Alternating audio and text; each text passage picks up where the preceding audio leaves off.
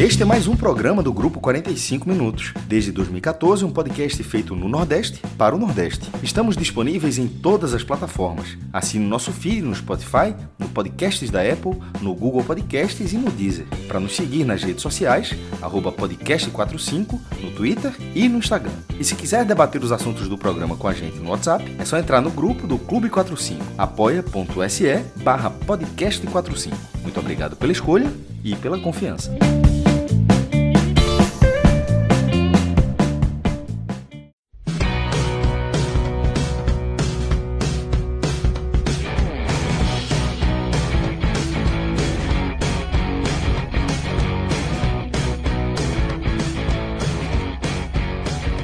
Salve, salve galera, tudo bem com vocês? Mais uma live aqui nos canais do Grupo 45 Minutos, noite de sábado, para a gente falar de campeonato cearense e também de campeonato baiano.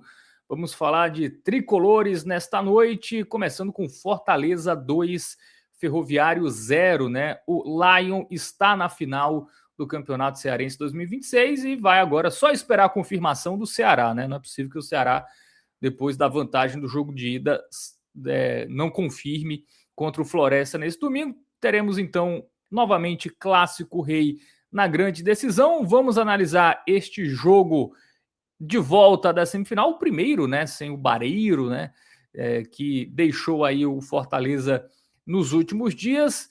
Eu sou o Fábio Hermano, já estou conectado aqui com o Thiago Minhoca para falar do Fortaleza e para falar do Bahia. A gente vai ter a presença de Ravel Pinheiro. Direção e trabalhos técnicos é de Gabriel Costa. Então, galera que está chegando aí, já deixa o like, se inscreve no canal, ativa o sininho, compartilha, tá? Torcedor aí do Fortaleza, avisa aí que o Thiago Minhoca já está aqui para analisar não só o jogo, né, mas também como as últimas notícias aí do Fortaleza nessa semana, né? Muita coisa também acontecendo fora das quatro linhas. Então, chega junto aqui com a gente. Você que está vendo na versão ao vivo, deixa sua mensagem aqui no chat, tá? Como o Alisson Lima, que já está por aqui e falou, bora Leão. Valeu, Alisson. Tá feliz aí, claro, com o Fortaleza chegando à grande decisão do Campeonato Cearense. Lembrando também que você pode ser membro do canal, tá? Assim como o Roberto Siqueira Júnior, novo membro aqui do 45 Minutos. Valeu, Roberto. Tem aí, tá? O botãozinho Seja Membro e você terá várias vantagens, né? Entre elas, vídeos exclusivos aqui do canal, só para os nossos membros, também prioridade na leitura de comentários, resposta no chat aqui. Então, você que é membro do canal, mandou uma mensagem para a gente, às vezes não dá tempo de ler tudo, né? Porque em algumas lives são muitas mensagens, mas você que é membro vai ter sempre a sua mensagem lida aqui nos nossos conteúdos do 45 Minutos. Obviamente, nos conteúdos ao vivo, né? Bom, é isso. Vamos lá, Thiago Minhoca. Mais um 2-0, né? O Fortaleza de Thiago Carpini, que na maioria dos jogos era um time econômico, né? Vencia ali 1-0, também alguns empatezinhos, mas nessa semifinal passou com extrema tranquilidade, sem nenhum susto. Teve um sustinho ali na ida, né? Quando estava só 1-0. Foi o único momento ali que essa classificação ficou minimamente ameaçada. Mas mais uma vitória, 2-0 contra o Ferroviário, e agora só esperar o Ceará aí que vai confirmar nesse domingo contra o Floresta. E teremos, quem diria, Thiago, mais um Clássico Rei na final. É isso, Fábio, né? Boa noite para você, né? Enfim, fica valendo aí a saudação, a depender do horário de quem esteja acompanhando. E o clássico, né, desenhado aí de uma certa maneira, eu acho que a única vez que Ceará e Fortaleza acabaram ficando de fora foi muito por conta da incompetência dos dois, né, nos últimos anos. Porque teve uma disparidade muito grande no futebol cearense, né, desde quando o Fortaleza saiu da Série C, o Ceará no mesmo ano, né, saiu da Série B para a Série A, e desde 2018 para cá, Ceará e Fortaleza sempre ficaram na elite do futebol nacional, disputando torneio internacional. Então, eles mudaram muito o sarrafo, né, dos clubes cearenses, desses dois cearenses, comparado aos demais. O Ferroviário até teve, né, títulos de Série D, 2 seguidos, mas fez o bate-volta, subiu e já desceu. O Floresta até conseguiu se manter na Série C. Ano passado até brigou por uma classificação ali de um acesso para a Série B, mas na maioria das vezes brigou mais na parte de baixo, acredito também para essa temporada também. Então, a discrepância é muito grande. E a gente não tem, assim, nenhum clube considerado muito ousado, né? Uma terceira força considerada muito ousada.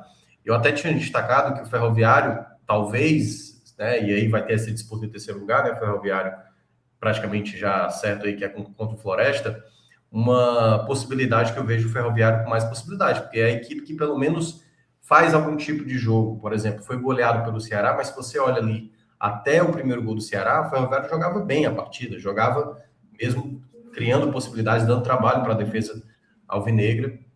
E nesse caso, né, nesse jogo do Ferroviário, no jogo de ida, como você citou, houve um momento que o Breno, o goleiro do Fortaleza, foi fundamental, né, para segurar aquele 1-0 que o Fortaleza tinha aberto o placar. Mas no jogo de hoje, por exemplo, e aí, Fábio, eu começo até daí, sabe? Eu acho que desde o segundo tempo, lá do jogo de ida da semifinal, para esse jogo de agora, para mim começa a ter o Fortaleza para iniciar a temporada. Porque tudo que aconteceu antes, não estou dizendo que tudo que aconteceu antes é descartável, tá? Estou dizendo o fato que o Fortaleza tinha antes, do modelo de jogo que o Carpini adotava, era por conta dos contextos de ausência, pô. O time não tinha um lateral esquerdo. Era o que dava, né? Era remendado o time, né? Ele fazia... Barreiro e Moisés, e o Kaique ali e tudo mais. Tanto que o Moisés saiu e o Barreiro, né, desde a nossa última live, saiu também. Então, assim, é um clube desmanchando boa parte do elenco e, ao mesmo tempo, fazendo novas contratações. E quando eu digo isso, na metade do segundo tempo do jogo da semifinal, do jogo da semana passada para o jogo de agora, é porque, na minha avaliação, esse, para mim, é a maneira de jogar que o Fortaleza vai adotar em boa parte da temporada. E juntando o que eu vi no segundo tempo do jogo passado com o que aconteceu no jogo de hoje, Fábio, para mim, esse é o perfil que o Fortaleza vai adotar.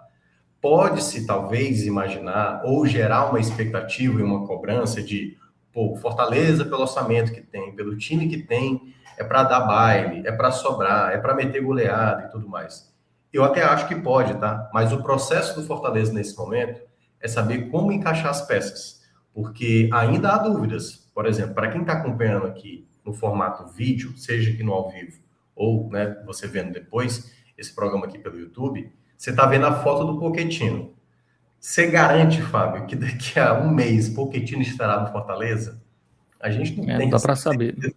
Não dá para saber. Então, assim, o Fortaleza perdeu muitas peças, né? A gente tratou sobre esse assunto na semana passada, a possível saída do Barreiro, e aí, né, menos de uma semana depois, até porque a janela na Argentina fechou na sexta-feira, o Barreiro saiu do Fortaleza. Uma baixa significativa, né, para o Fortaleza, e que ainda pode acontecer com alguns jogadores. Não duvido, o Pochettino também ainda recebeu uma sondagem, o Fortaleza, a depender da proposta que apareça, né, possa negociá-lo.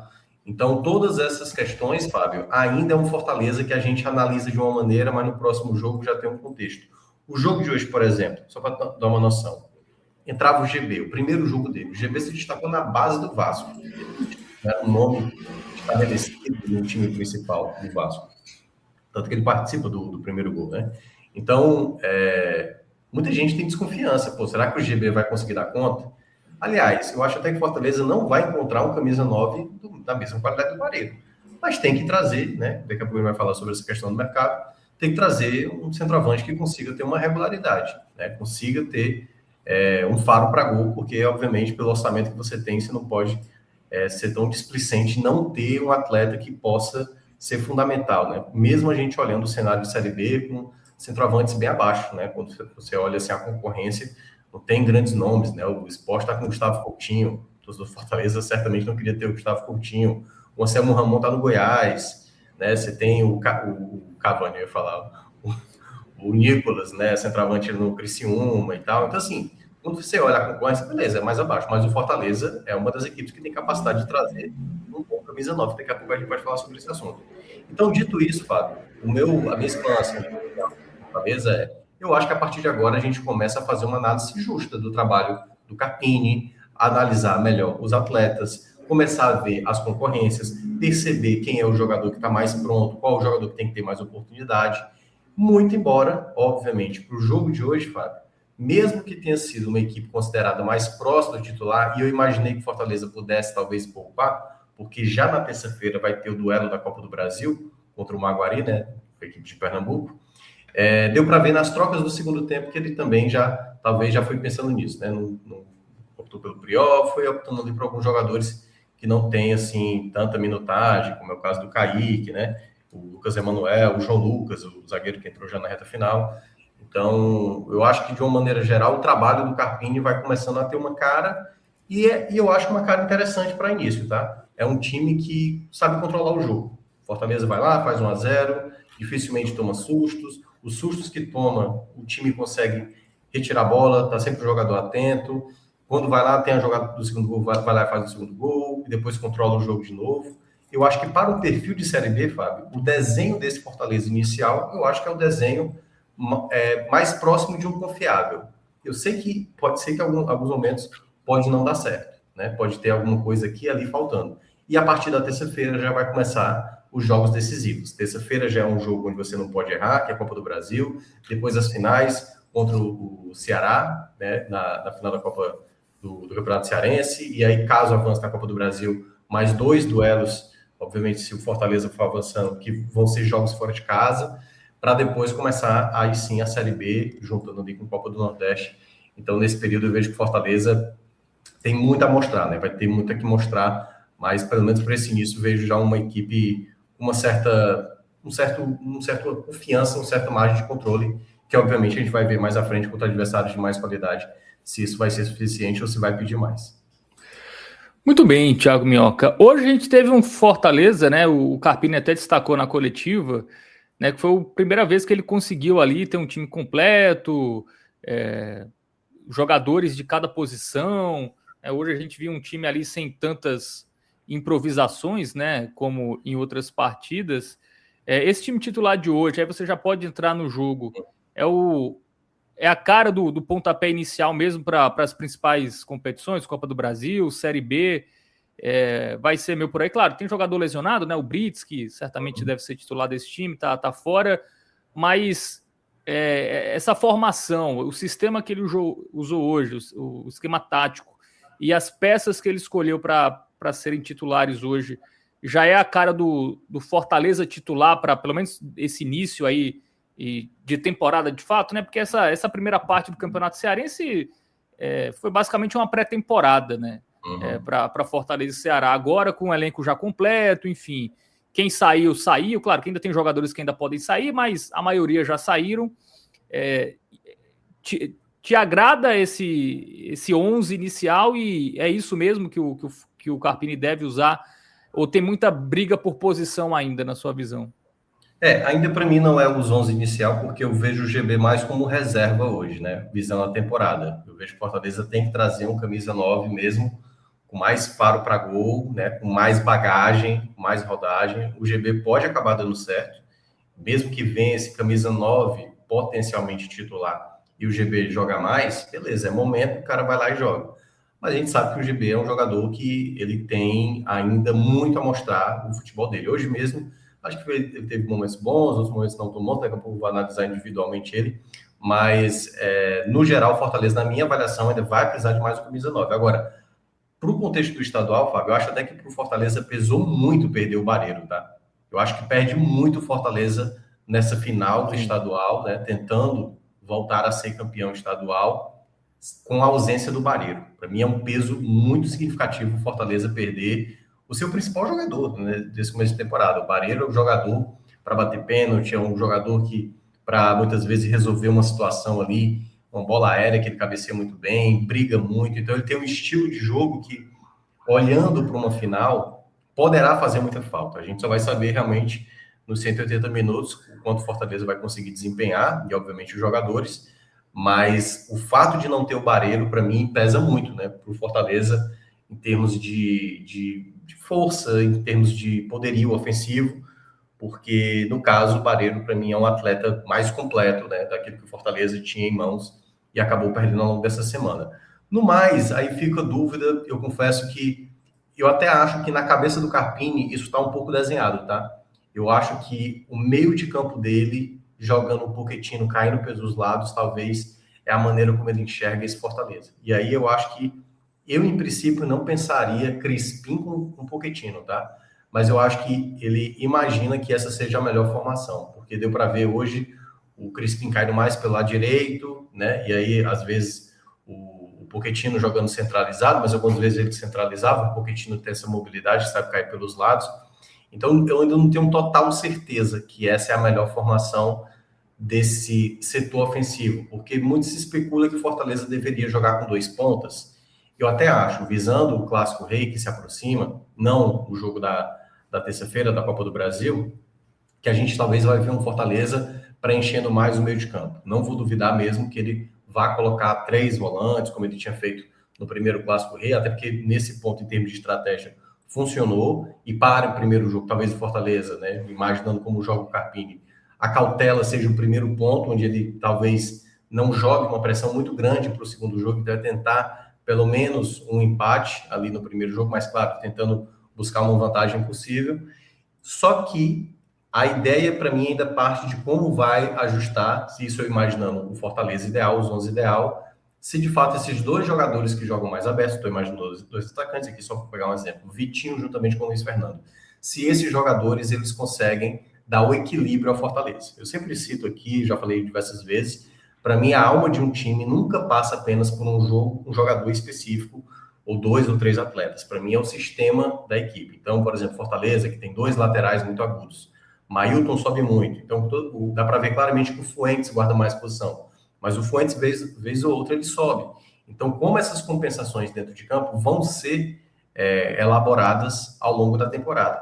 Então, eu vejo, sim, que boa parte do time que vai ser titular é esse aí. Claro, como você falou, o Brits entrando de zagueiro, possivelmente o camisa 9, que vai ser contratado, assumindo esse posto aí no lugar do GB, e para mim fica essa dúvida se Crispim e o Pochettino vão jogar juntos, e aí colocando aquela consideração, caso o Fortaleza não venda mais ninguém até o fim da janela. E aqui, só abrindo um parênteses, né, o Fred Figueiredo, nosso companheiro aqui do canal, trouxe essa informação, era uma dúvida que muita gente tinha, né, o fato de que a janela vai se fechar agora no dia 3 de março, só que essa janela de 3 de março, lembrando, é para contratações internacionais, nacionais e internacionais. E a janela vai abrir, aquela janela chamada janela doméstica, como acontecia nos outros anos, porque não foi divulgado, mas o Fred trouxe esse documento, né, que mencionava que a partir do dia 4 de março, ou seja, um dia depois do fechamento dessa janela internacional, você, né, os clubes de Série A e Série B ainda podem contratar até o dia 27 de março jogadores que estejam em outros clubes que disputaram o campeonato estadual. Então ainda há tempo para o Fortaleza, tem que ser muito criterioso para encontrar essas peças que ainda virão. De toda forma, né, eu acho que o time está desenhado à base. Falta agora alguns detalhes, né, Fábio? Porque encontrar 11, eu diria que é um primeiro passo, é importante. Mas ainda precisamos ver, porque é uma temporada extensa, tá? Ó, por exemplo, só para dar um exemplo, o Paulinho, lateral direito, Paulinho Babilônia, que tem 2 jogos só no profissional na carreira que está vindo do Vasco.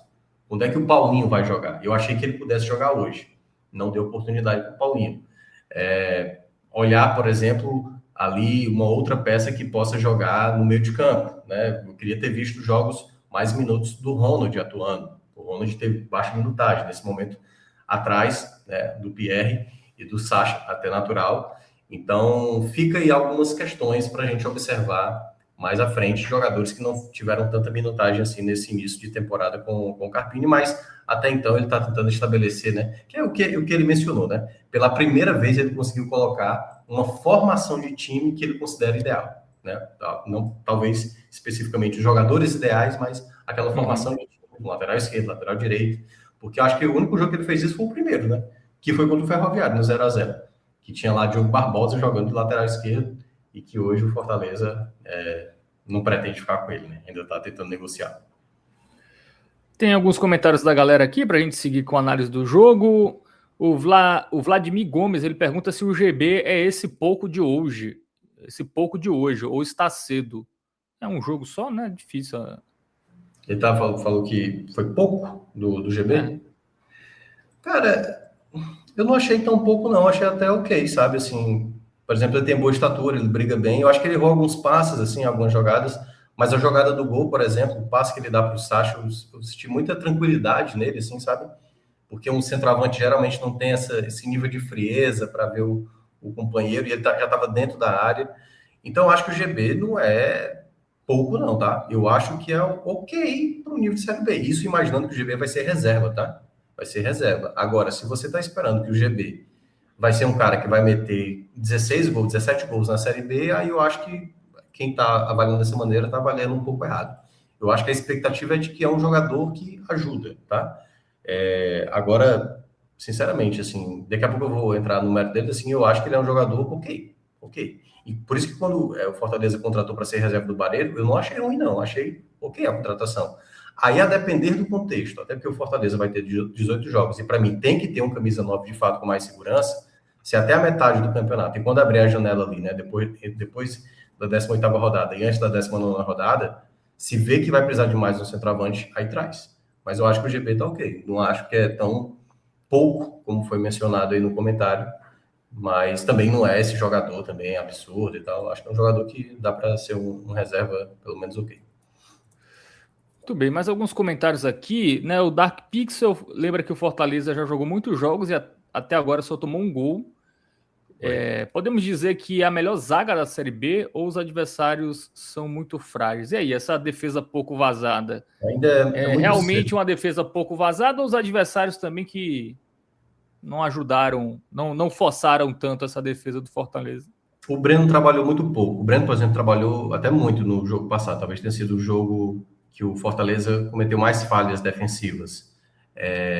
Naquela formação que o Carpini tinha adotado, que tinha 3 zagueiros e às vezes tinha 3 volantes, como foi, por exemplo, no Clássico Rei, você via poucas vezes, né, os ataques adversários chegarem à meta do Breno. Assim. O Breno pouco trabalhou, sabe assim. Então é muito cedo para a gente cravar isso. Agora, sim, o Carpini é conhecido por ser um treinador que faz bons sistemas defensivos. Né? Ele tem bons sistemas defensivos. Eu gostei da escolha dele hoje do Luan, por exemplo, né, juntamente com o Gasal, até para preservar o Cardona, visando o jogo da terça-feira. Acho que Fortaleza tem, sim, boa lista de zagueiros. Laterais que temos que ter cuidado, porque ainda não teve nenhum jogo onde o Fortaleza tomou contra-ataques, mas eu vejo que o Carpini adota muito um sistema de recuperação de bola rápido, quando o Fortaleza perde essa bola, o que faz com que muitas vezes não fique tão exposto. E um outro fator também que acontece, que é uma Série B que o Fortaleza vai enfrentar. Quando eu digo isso, não estou dizendo que é para desmerecer a Série B, não. É porque na Série B ainda há margem para os adversários cometerem erros. Na Série A, meu amigo, quando você dá um ataque, você perde uma chance, no ataque seguinte você pode tomar o gol. Assim, o nível é muito mais de risco maior. Né? As situações que você não aproveita, uma bobagem que você comete, o adversário vai lá, geralmente faz na Série A. Na Série B, o adversário ainda tem a proeza de perder uma chance. Ainda tem, assim, uma situação um pouco mais de falhas que possa acontecer. O Fortaleza, em termos matemáticos, sim, é a melhor defesa dentre as 40 equipes, né? Somando Série A e Série B. Mas é bom lembrar, por exemplo, o Novo Horizontino e o São Bernardo, que são da Série B, eles disputam o Campeonato Paulista, né? Estão pegando Palmeiras, São Paulo, Corinthians, Santos, o Fortaleza. A equipe que ele pegou de mais peso foi o Ceará até então. Tá? Então, assim, equipes de Série C, no caso o Floresta, de Série D ou sem divisão, e o Ceará, que é a equipe da Série B. E foi um clássico bem modorrento, né? Vamos combinar. Então, assim, ainda há mais tempo, mas eu vejo que uma das coisas que eu percebo no trabalho do Carpini é essa equipe que é bem segura. Não, o Fortaleza está tendo uma característica que é até inversamente proporcional ao Ceará, né? Geralmente o Ceará que tem um sistema defensivo mais forte, um ataque com mais dificuldade, e o Fortaleza, geralmente, historicamente, tem um ataque mais forte, com defesas mais vazadas. E nesse sentido, a gente está vendo um Fortaleza que se defende bem, que tem alguns critérios, tipo o Sacha, né? Um jogador que recupera muita bola. No geral, eu não vejo o Fortaleza tomando tantos sustos, tá? Tem, vez ou outra, um vacilo, mas tem sempre alguém cortando uma bola. Acho que só mesmo o jogo de ida contra o Ferroviária que eu senti que o Fortaleza realmente ficou muito próximo de tomar o gol, né? E aí teve o Breno. E aí, esse também é um lado bom, né? Por mais que a defesa tenha um problema, tá lá um goleiro fundamental para evitar também os gols que possam ser tomados. Muito bem. Sobre o GB aqui, o Henrique Sérgio falou que ele deu um passe para o gol, jogou bem, o povo tem que ter paciência. O Alisson Lima fala que o GB sabe jogar. Não sei se ele vai arrebentar, mas dá para ver que sabe jogar. Bom, sobre o jogo, Thiago Minhoca, né? Um gol com 7 minutos, o time já ganhou a ida por 2-0, aí foi só administrar, né? O Fortaleza nem foi tão avassalador assim, né? Assim, não chutou tanto, foram 8 finalizações no total, mas enfim, fez um gol no início do primeiro tempo, Um gol no início do segundo tempo, fez 2-0 novamente. Foi um treino hoje, né? Dá para dizer isso? Foi um treino com a devida concentração. Eu acho que Fortaleza não foi desconcentrado durante o jogo. E eu acho que, para mim, esse é um mérito muito importante. Porque esse tipo de comportamento ele vai ser fundamental para terça-feira. É muito importante o Fortaleza entender que, na terça-feira, pelo fato de ser bem favorito diante do Maguari, não chegar no jogo e achar que as coisas vão vir naturalmente. Na terça-feira, jogar com a devida seriedade, que jogou nesse jogo contra o Ferroviário, jogo da volta, um jogo que praticamente já estava decidido por Fortaleza, e lá conseguiu o placar, tá? Porque tem qualidade para isso. Porque o Fortaleza foi eliminado ano passado pelo Retrô esse, que foi rebaixado para a Série D, estava na Série C.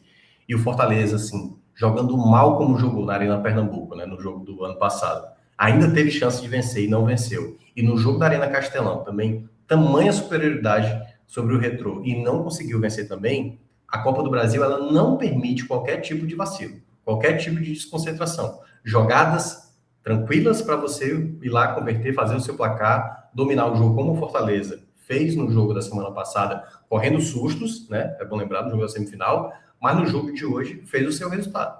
Então, o jogo de hoje, para mim, é o melhor parâmetro que o Fortaleza pode adotar para o jogo da terça-feira, já até antecipando aqui. Porque o que eu senti durante o jogo é que o Fortaleza tinha noção do que estava acontecendo, não estava desleixado ao longo do jogo, não tinha em nenhum momento nenhum tipo de soberba, não tinha em nenhum momento também querer acelerar o jogo. Era um jogo para administrar e era um jogo que, quando tivesse oportunidade, criasse essa chance. Por exemplo, a jogada do primeiro gol, logo aos 7 minutos, que é bom lembrar, minutos antes, acho que 1 minuto atrás, né? O Fortaleza já tinha feito uma jogada com o Luiz Fernando, que tinha pegado uma bola de primeira, né? Um chute difícil. O Luiz Fernando foi até um pouco apagado ao longo do jogo, mas nesse ele acertou um chute ali que o goleiro do Ferroviário defendeu.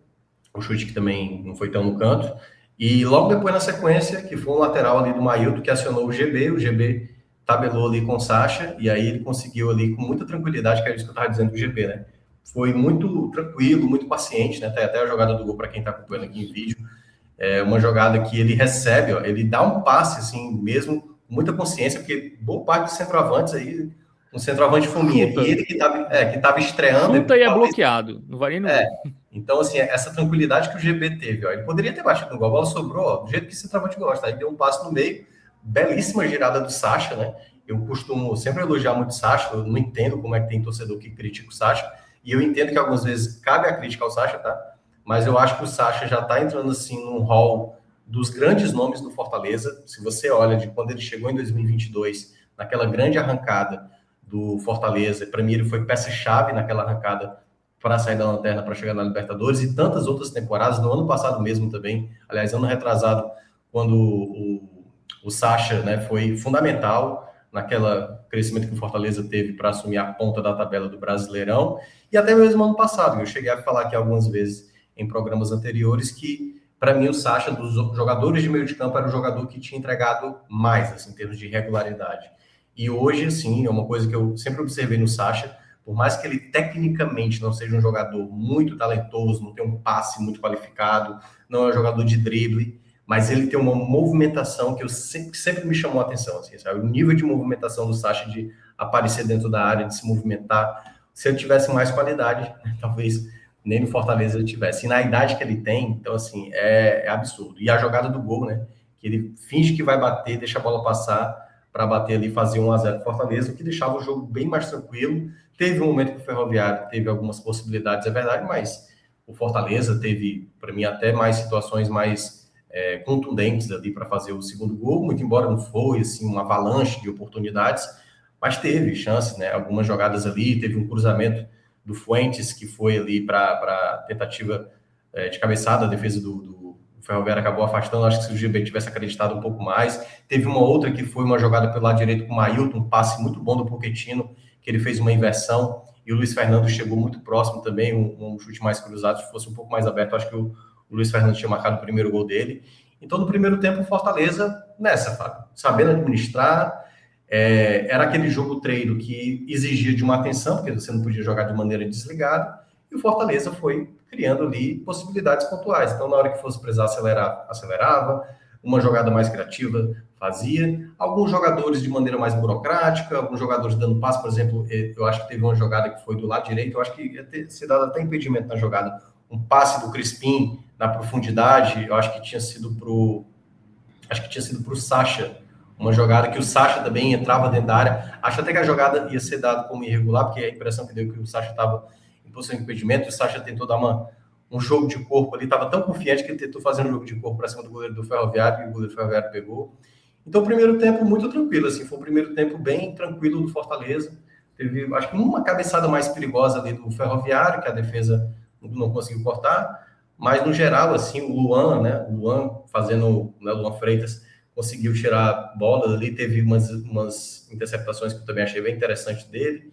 Então, no geral, foi isso. Eu acho que só um detalhe que eu acho que faltou um pouco de algumas jogadas, principalmente do lado esquerdo, o Pierre chegou muito errado em algumas jogadas. Eu acho que ele não deu o combate melhor. Com a bola nos pés, o Pierre deu boa distribuição. Mas algumas chegadas do Ferroviário, esse lado esquerdo do Fortaleza defensivo, o Pierre teve algumas falhas para mim de marcação, que obviamente tem que ser observadas aí mais para frente, até porque ele é um jogador muito importante quando tem a bola, mas o trabalho dele sem bola vai ter que melhorar um pouco mais nesse quesito, até porque o Fortaleza às vezes vai precisar desse tipo de jogo, né? Um jogo que consiga se proteger mais. Mas no geral foi isso. E quando foi no segundo tempo, ele sacou o Crispim, que estava, né, um pouco mais pragmático no jogo, para colocar o Vitinho, para ver se dava mais qualidade.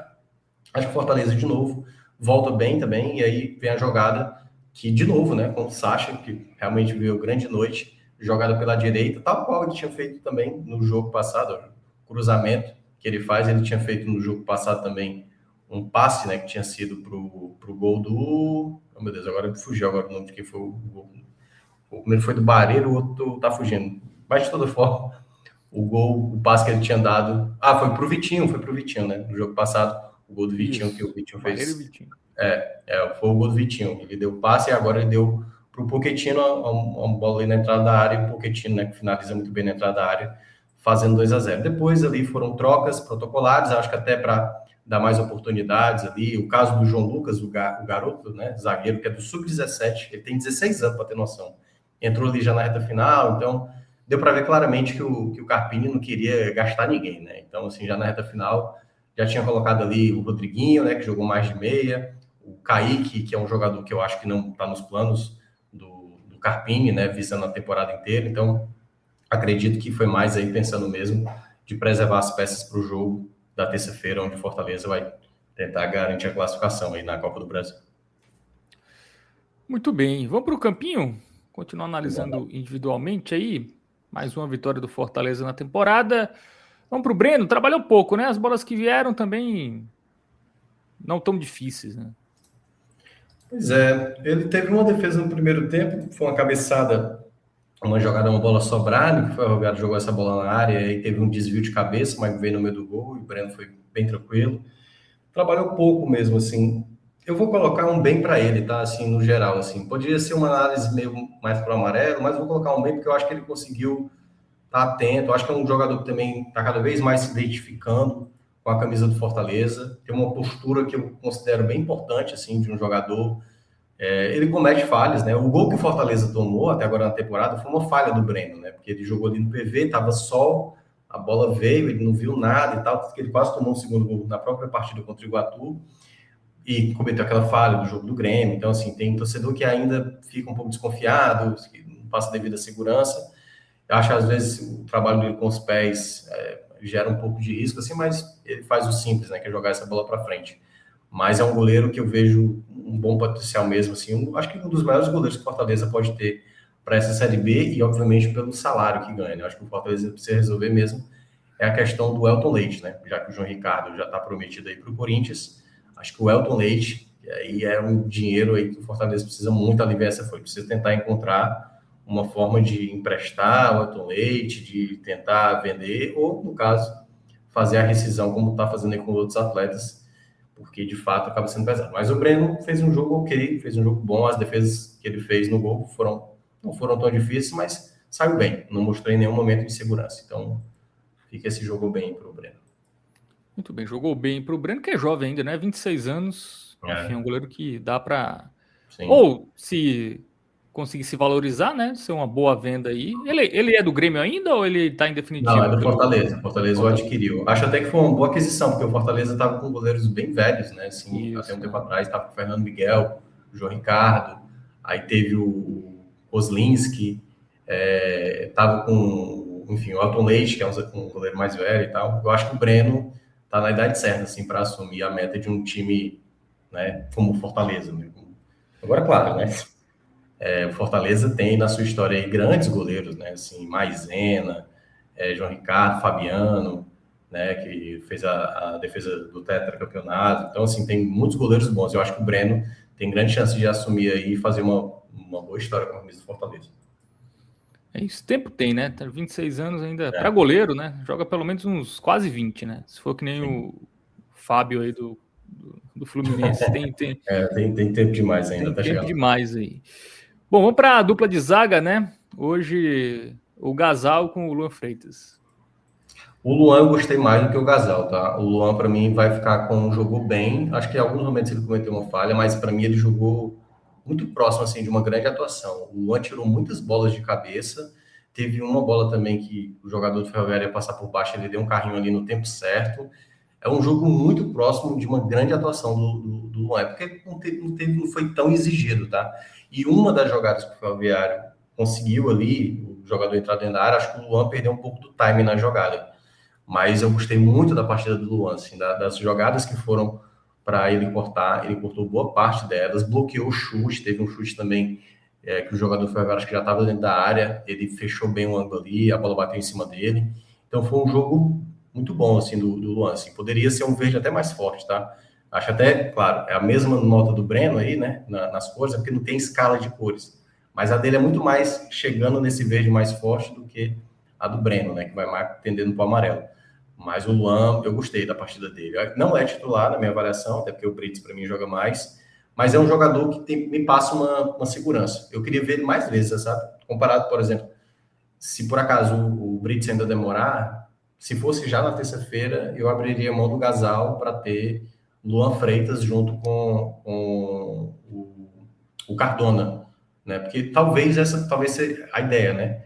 Gasal disputando ali o lado esquerdo com o Cardona e o Luan disputando com o Brits, né? Então vejo que o Luan fez um bom jogo. O Gasal acho que fez uma partida ok, tá? Eu acho que ele conseguiu também ganhar alguns duelos. Eu só senti, às vezes, ele um pouco desatento em algumas jogadas, teve alguns passes, assim, exagerados. Ele quebrou muita bola para frente, que não é uma bola tentada esticada, mas que não funcionou muito bem. Mas não fez nenhuma pataquada. Teve ali alguns momentos de uma certa desatenção. Teve uma jogada que chegou um pouquinho atrasado, mas o Breno estava atento e saiu muito bem do gol. Então, dito isso, foi um amarelo aí para o Gasal. Acho que ele fez uma partida ok. Acho que é um zagueiro ok para o nível de Série B. Passa alguns sustos, mas o Fortaleza não tem condição de ter 4 excelentes zagueiros na Série B, né? Algum deles vai ficar mais desejado. E o Gasal, acho que para uma Série B, está de bom tamanho, visando também que ele é um reserva, né? A altura, e vez ou outra, pode atuar como titular. Muito bem, zaga avaliada, vamos para as laterais. Tivemos o Mailton, né, que vem sendo um dos principais jogadores do Fortaleza no ano. E o Fuentes, que foi o primeiro jogo dele, né, Thiago Minhoca, como titular. Como titular. Ele tinha jogado o jogo passado, né? Estreou no jogo passado, e agora como titular. O Mailton é curioso porque o Mailton está se tornando essa alcunha aí que você está dizendo, viu, Fábio? Todo jogo a gente fala assim, Mailton, que é uma das principais contratações dos jogadores que... Porque às vezes eu sinto que o Mailton, ele não faz partidas tão boas, não acho que é o caso de hoje, tá? Mas ele sempre traz, ele carrega isso, pô, o Mailton, esse lateral direito, né? Porque como ele se destacou muito no ano passado, jogando pela Chapecoense, eu acho que às vezes o Mailton comete alguns erros, alguns vacilos, assim. Mas hoje ele fez uma partida boa, tá? Vai também uma avaliação parecida com a do Breno. É um verde não tão bom quanto o do Luan Freitas, mas teve algumas chances muito boas, né? Essa virada de bola que o Pochettino encontrou ele do lado direito, que ele tentou o passe para o meio também, foi bem interessante. Eu acho que ele conseguiu ser mais equilibrado hoje. Em outros jogos o Mailton era muito afobado. Teve algumas saídas de bola ali na defesa que eu acho que o Mailton cometeu alguns sustos, né? Saiu ali um pouco errado no meio. Às vezes ele fica querendo cavar falta no campo defensivo. Não acho isso legal. Eu acho ele muito bom apoiando. E às vezes eu queria ver o Mailton segurando mais posição, sabe? Ou, no caso, o Fortaleza ali meio que segurando. O Pierre, às vezes, ajuda na saída de bola, né? Ele desce mais para fazer a saída de bola com os zagueiros, para liberar um pouco mais o Fuentes. Eu queria ver o Fortaleza, às vezes, puxando o Luiz Fernando, jogando um pouco mais para dentro, né? Saindo da ponta para dentro e liberar um pouco mais o Fuentes, né? Porque como o Pochettino caía desse meio para o lado esquerdo, às vezes acontecia do Luiz Fernando, que estava mais à esquerda, ficar muito sem dar muito espaço, né? Que o Luiz Fernando não é bem ponta, ponta, ponta, né? Não é velocidade, não é drible. Ele é muito mais um jogador de força, como se fosse um segundo atacante. Então eu vejo que o Mailton fez uma partida boa, né? Vai ficar com esse verde aí não tão forte. Acho que fez um bom jogo, mais equilibrado.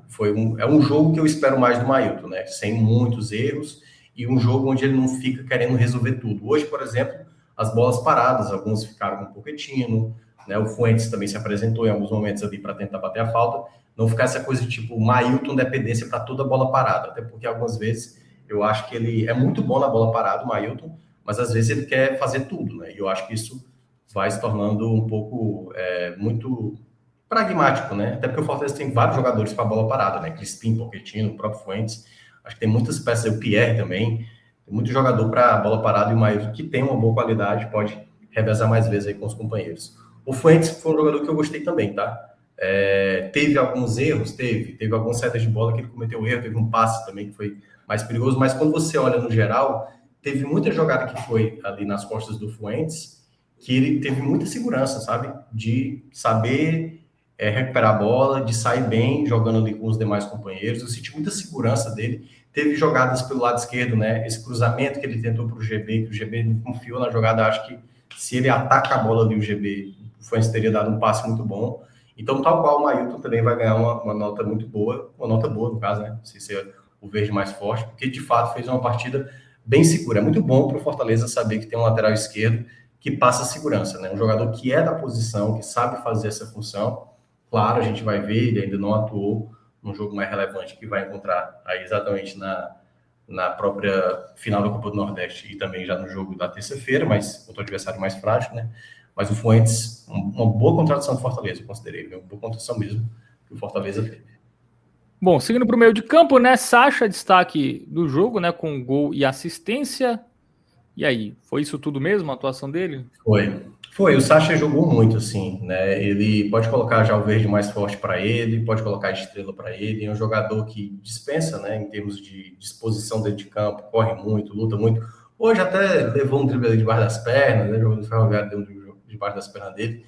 Teve algumas jogadas que ele falhou ali um pouco na marcação, teve um outro passe errado, mas a movimentação do Sacha é impressionante, assim. Aparece em todo canto do campo, apareceu na frente, teve, além da jogada do gol, que foi muito bonita, né, a maneira como ele gira já para bater, porque se fosse qualquer outro jogador, pega o Pochettino fazendo um gol desse, né, ou o GB que estava estreando hoje, se o GB faz aquele giro e faz o gol, ou se era o Barreiro, né, que estava aqui, caramba, o cara é jogador mesmo, o cara entende, né, dessa posição. A gente tá falando de um volante que tem a característica principal, marcação, e o Sacha fez um golaço, né, para a capacidade que ele tem. Então, ele tem essas qualidades. Contra o Sport, ano passado, ele deu aquela pedalada e fez um belo gol.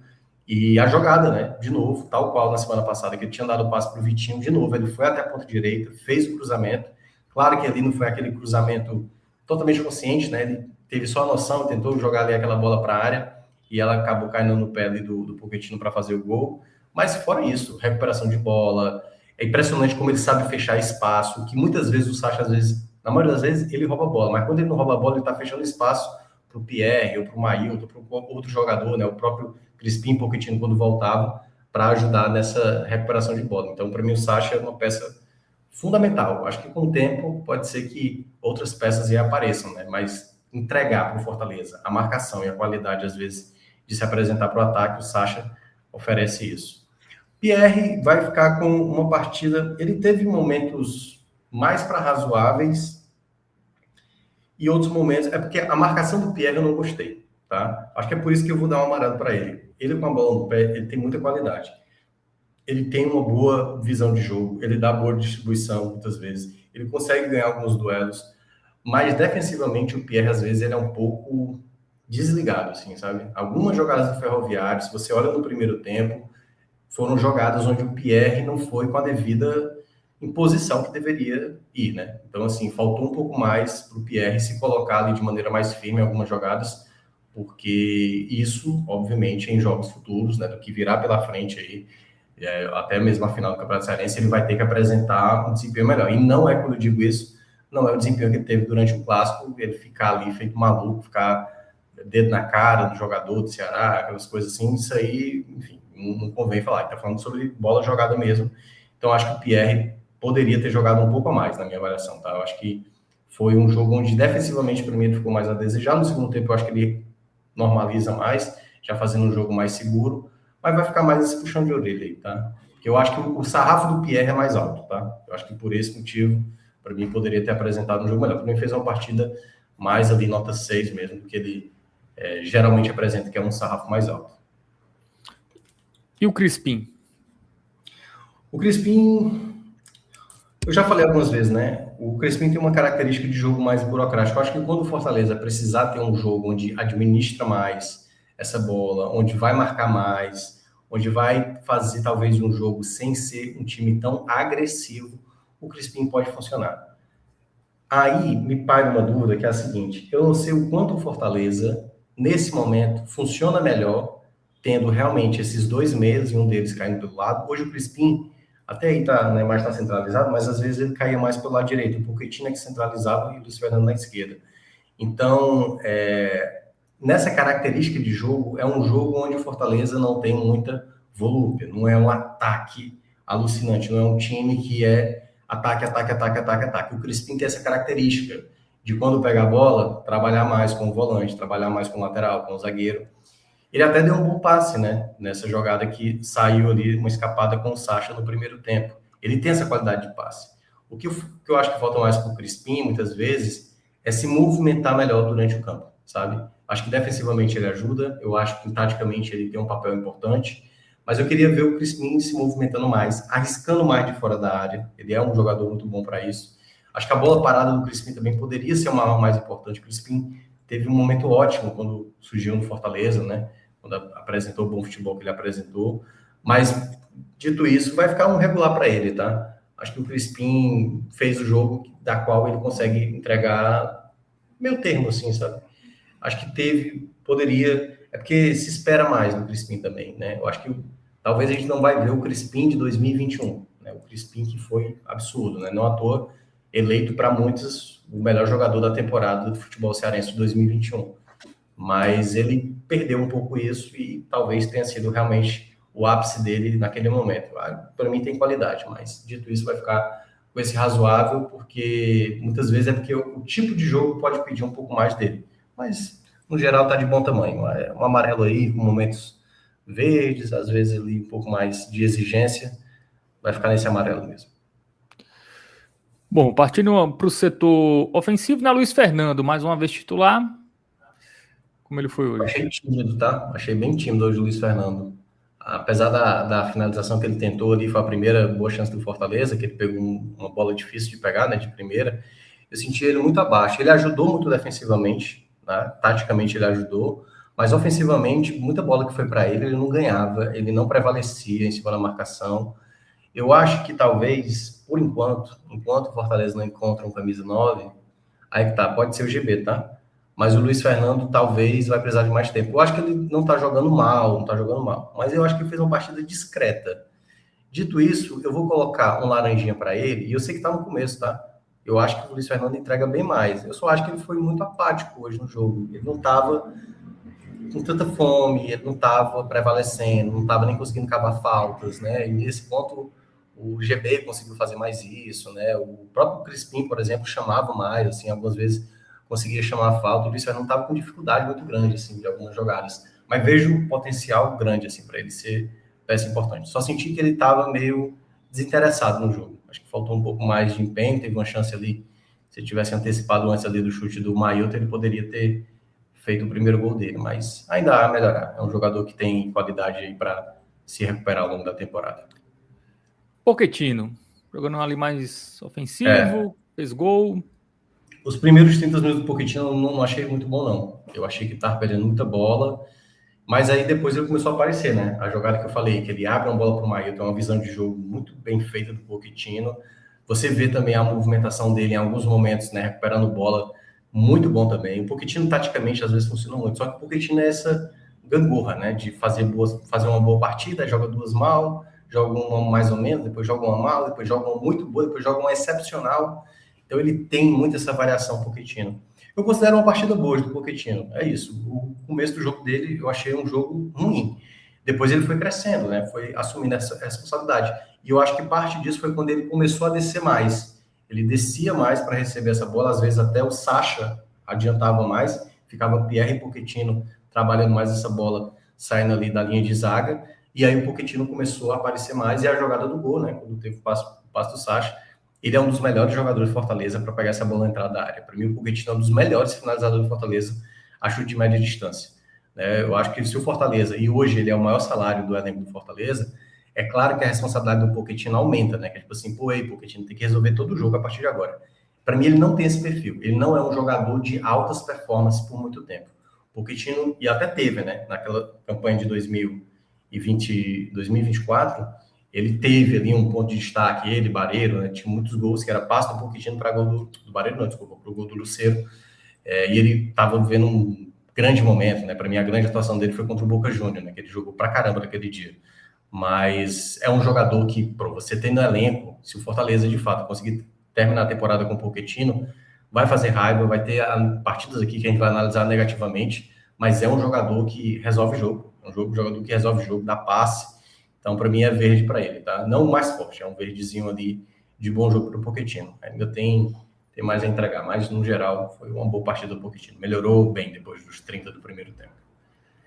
Muito bem, né? Torcer para ele continuar no Fortaleza, né? Não chegar ninguém aí para tirá-lo, né? Seja da Série A, seja do futebol sul-americano, porque é um jogador que certamente tem mercado. Sim.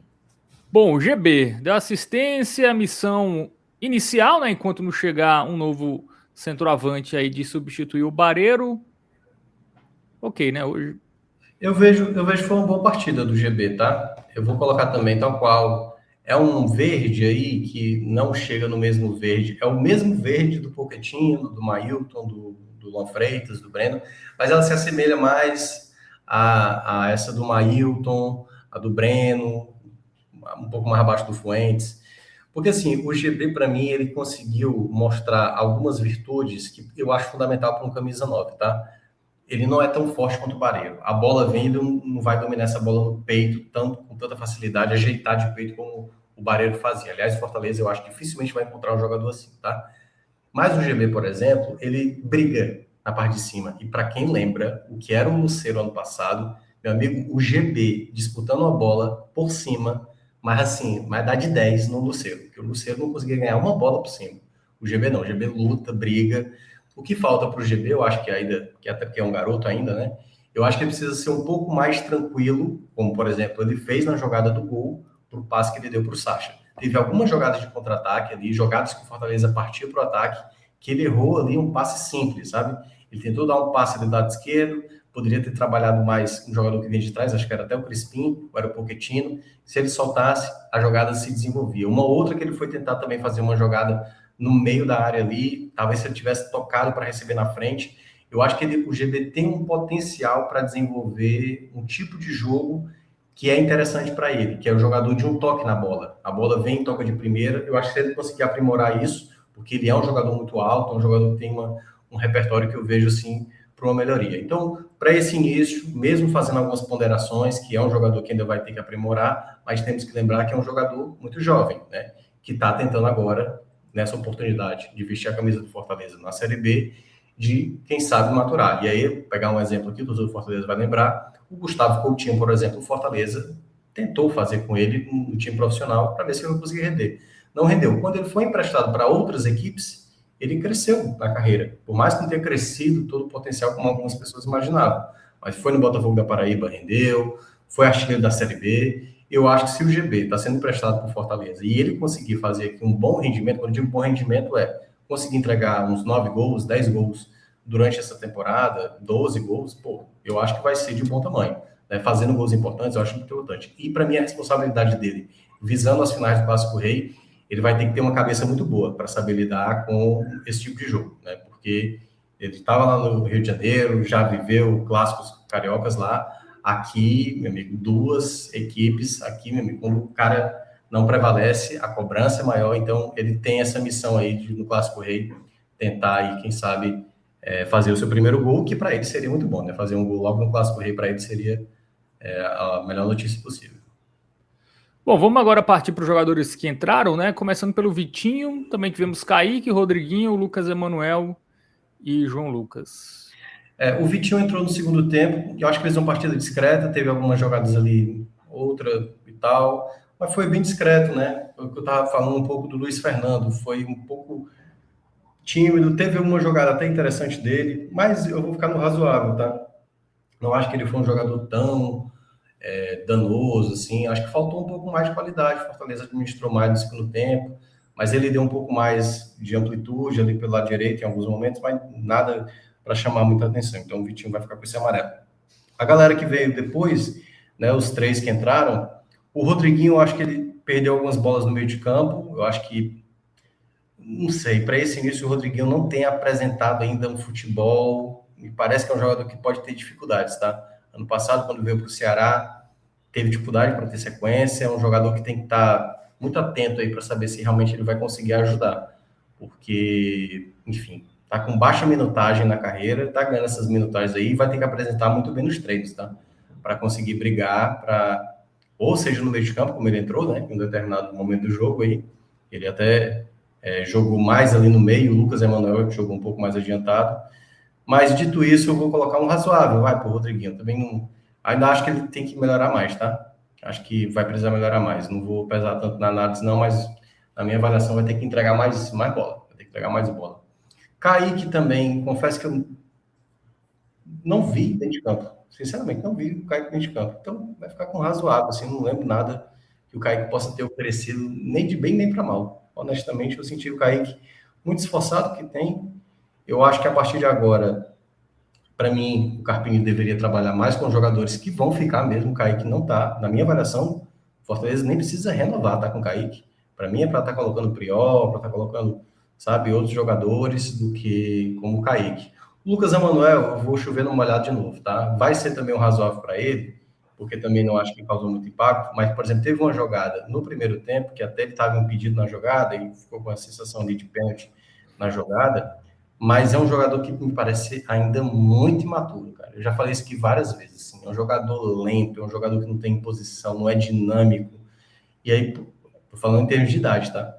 Quando você olha outros jogadores mais jovens, assim, que surgem, sabe? O próprio Rocco mesmo, que jogou de lateral improvisado, né? No jogo do Horizonte, assim, muito mais intensidade, jogador que, assim, às vezes não pensa direito a jogada. Mas o Lucas Emanuel, eu não consigo olhar nada nele, assim, a ponto de tecnicamente ser um jogador diferencial. Pô, o cara finaliza bem, o cara domina bem. Ele é forte, ele é muito forte, né? Para a idade dele, é um jogador muito forte. Mas, sinceramente, tô falando tecnicamente falando, um jogador que, pô, entrega a bola nele que ele vai fazer alguma coisa. Eu não consegui enxergar nada de muito produtivo, não, sabe? Então, para mim, é um jogador que o Fortaleza deveria estar trabalhando no empréstimo, olhando muito mais para emprestar.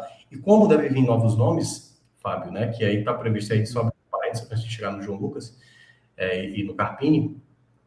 O Fortaleza já tem 2 nomes engatilhados, né?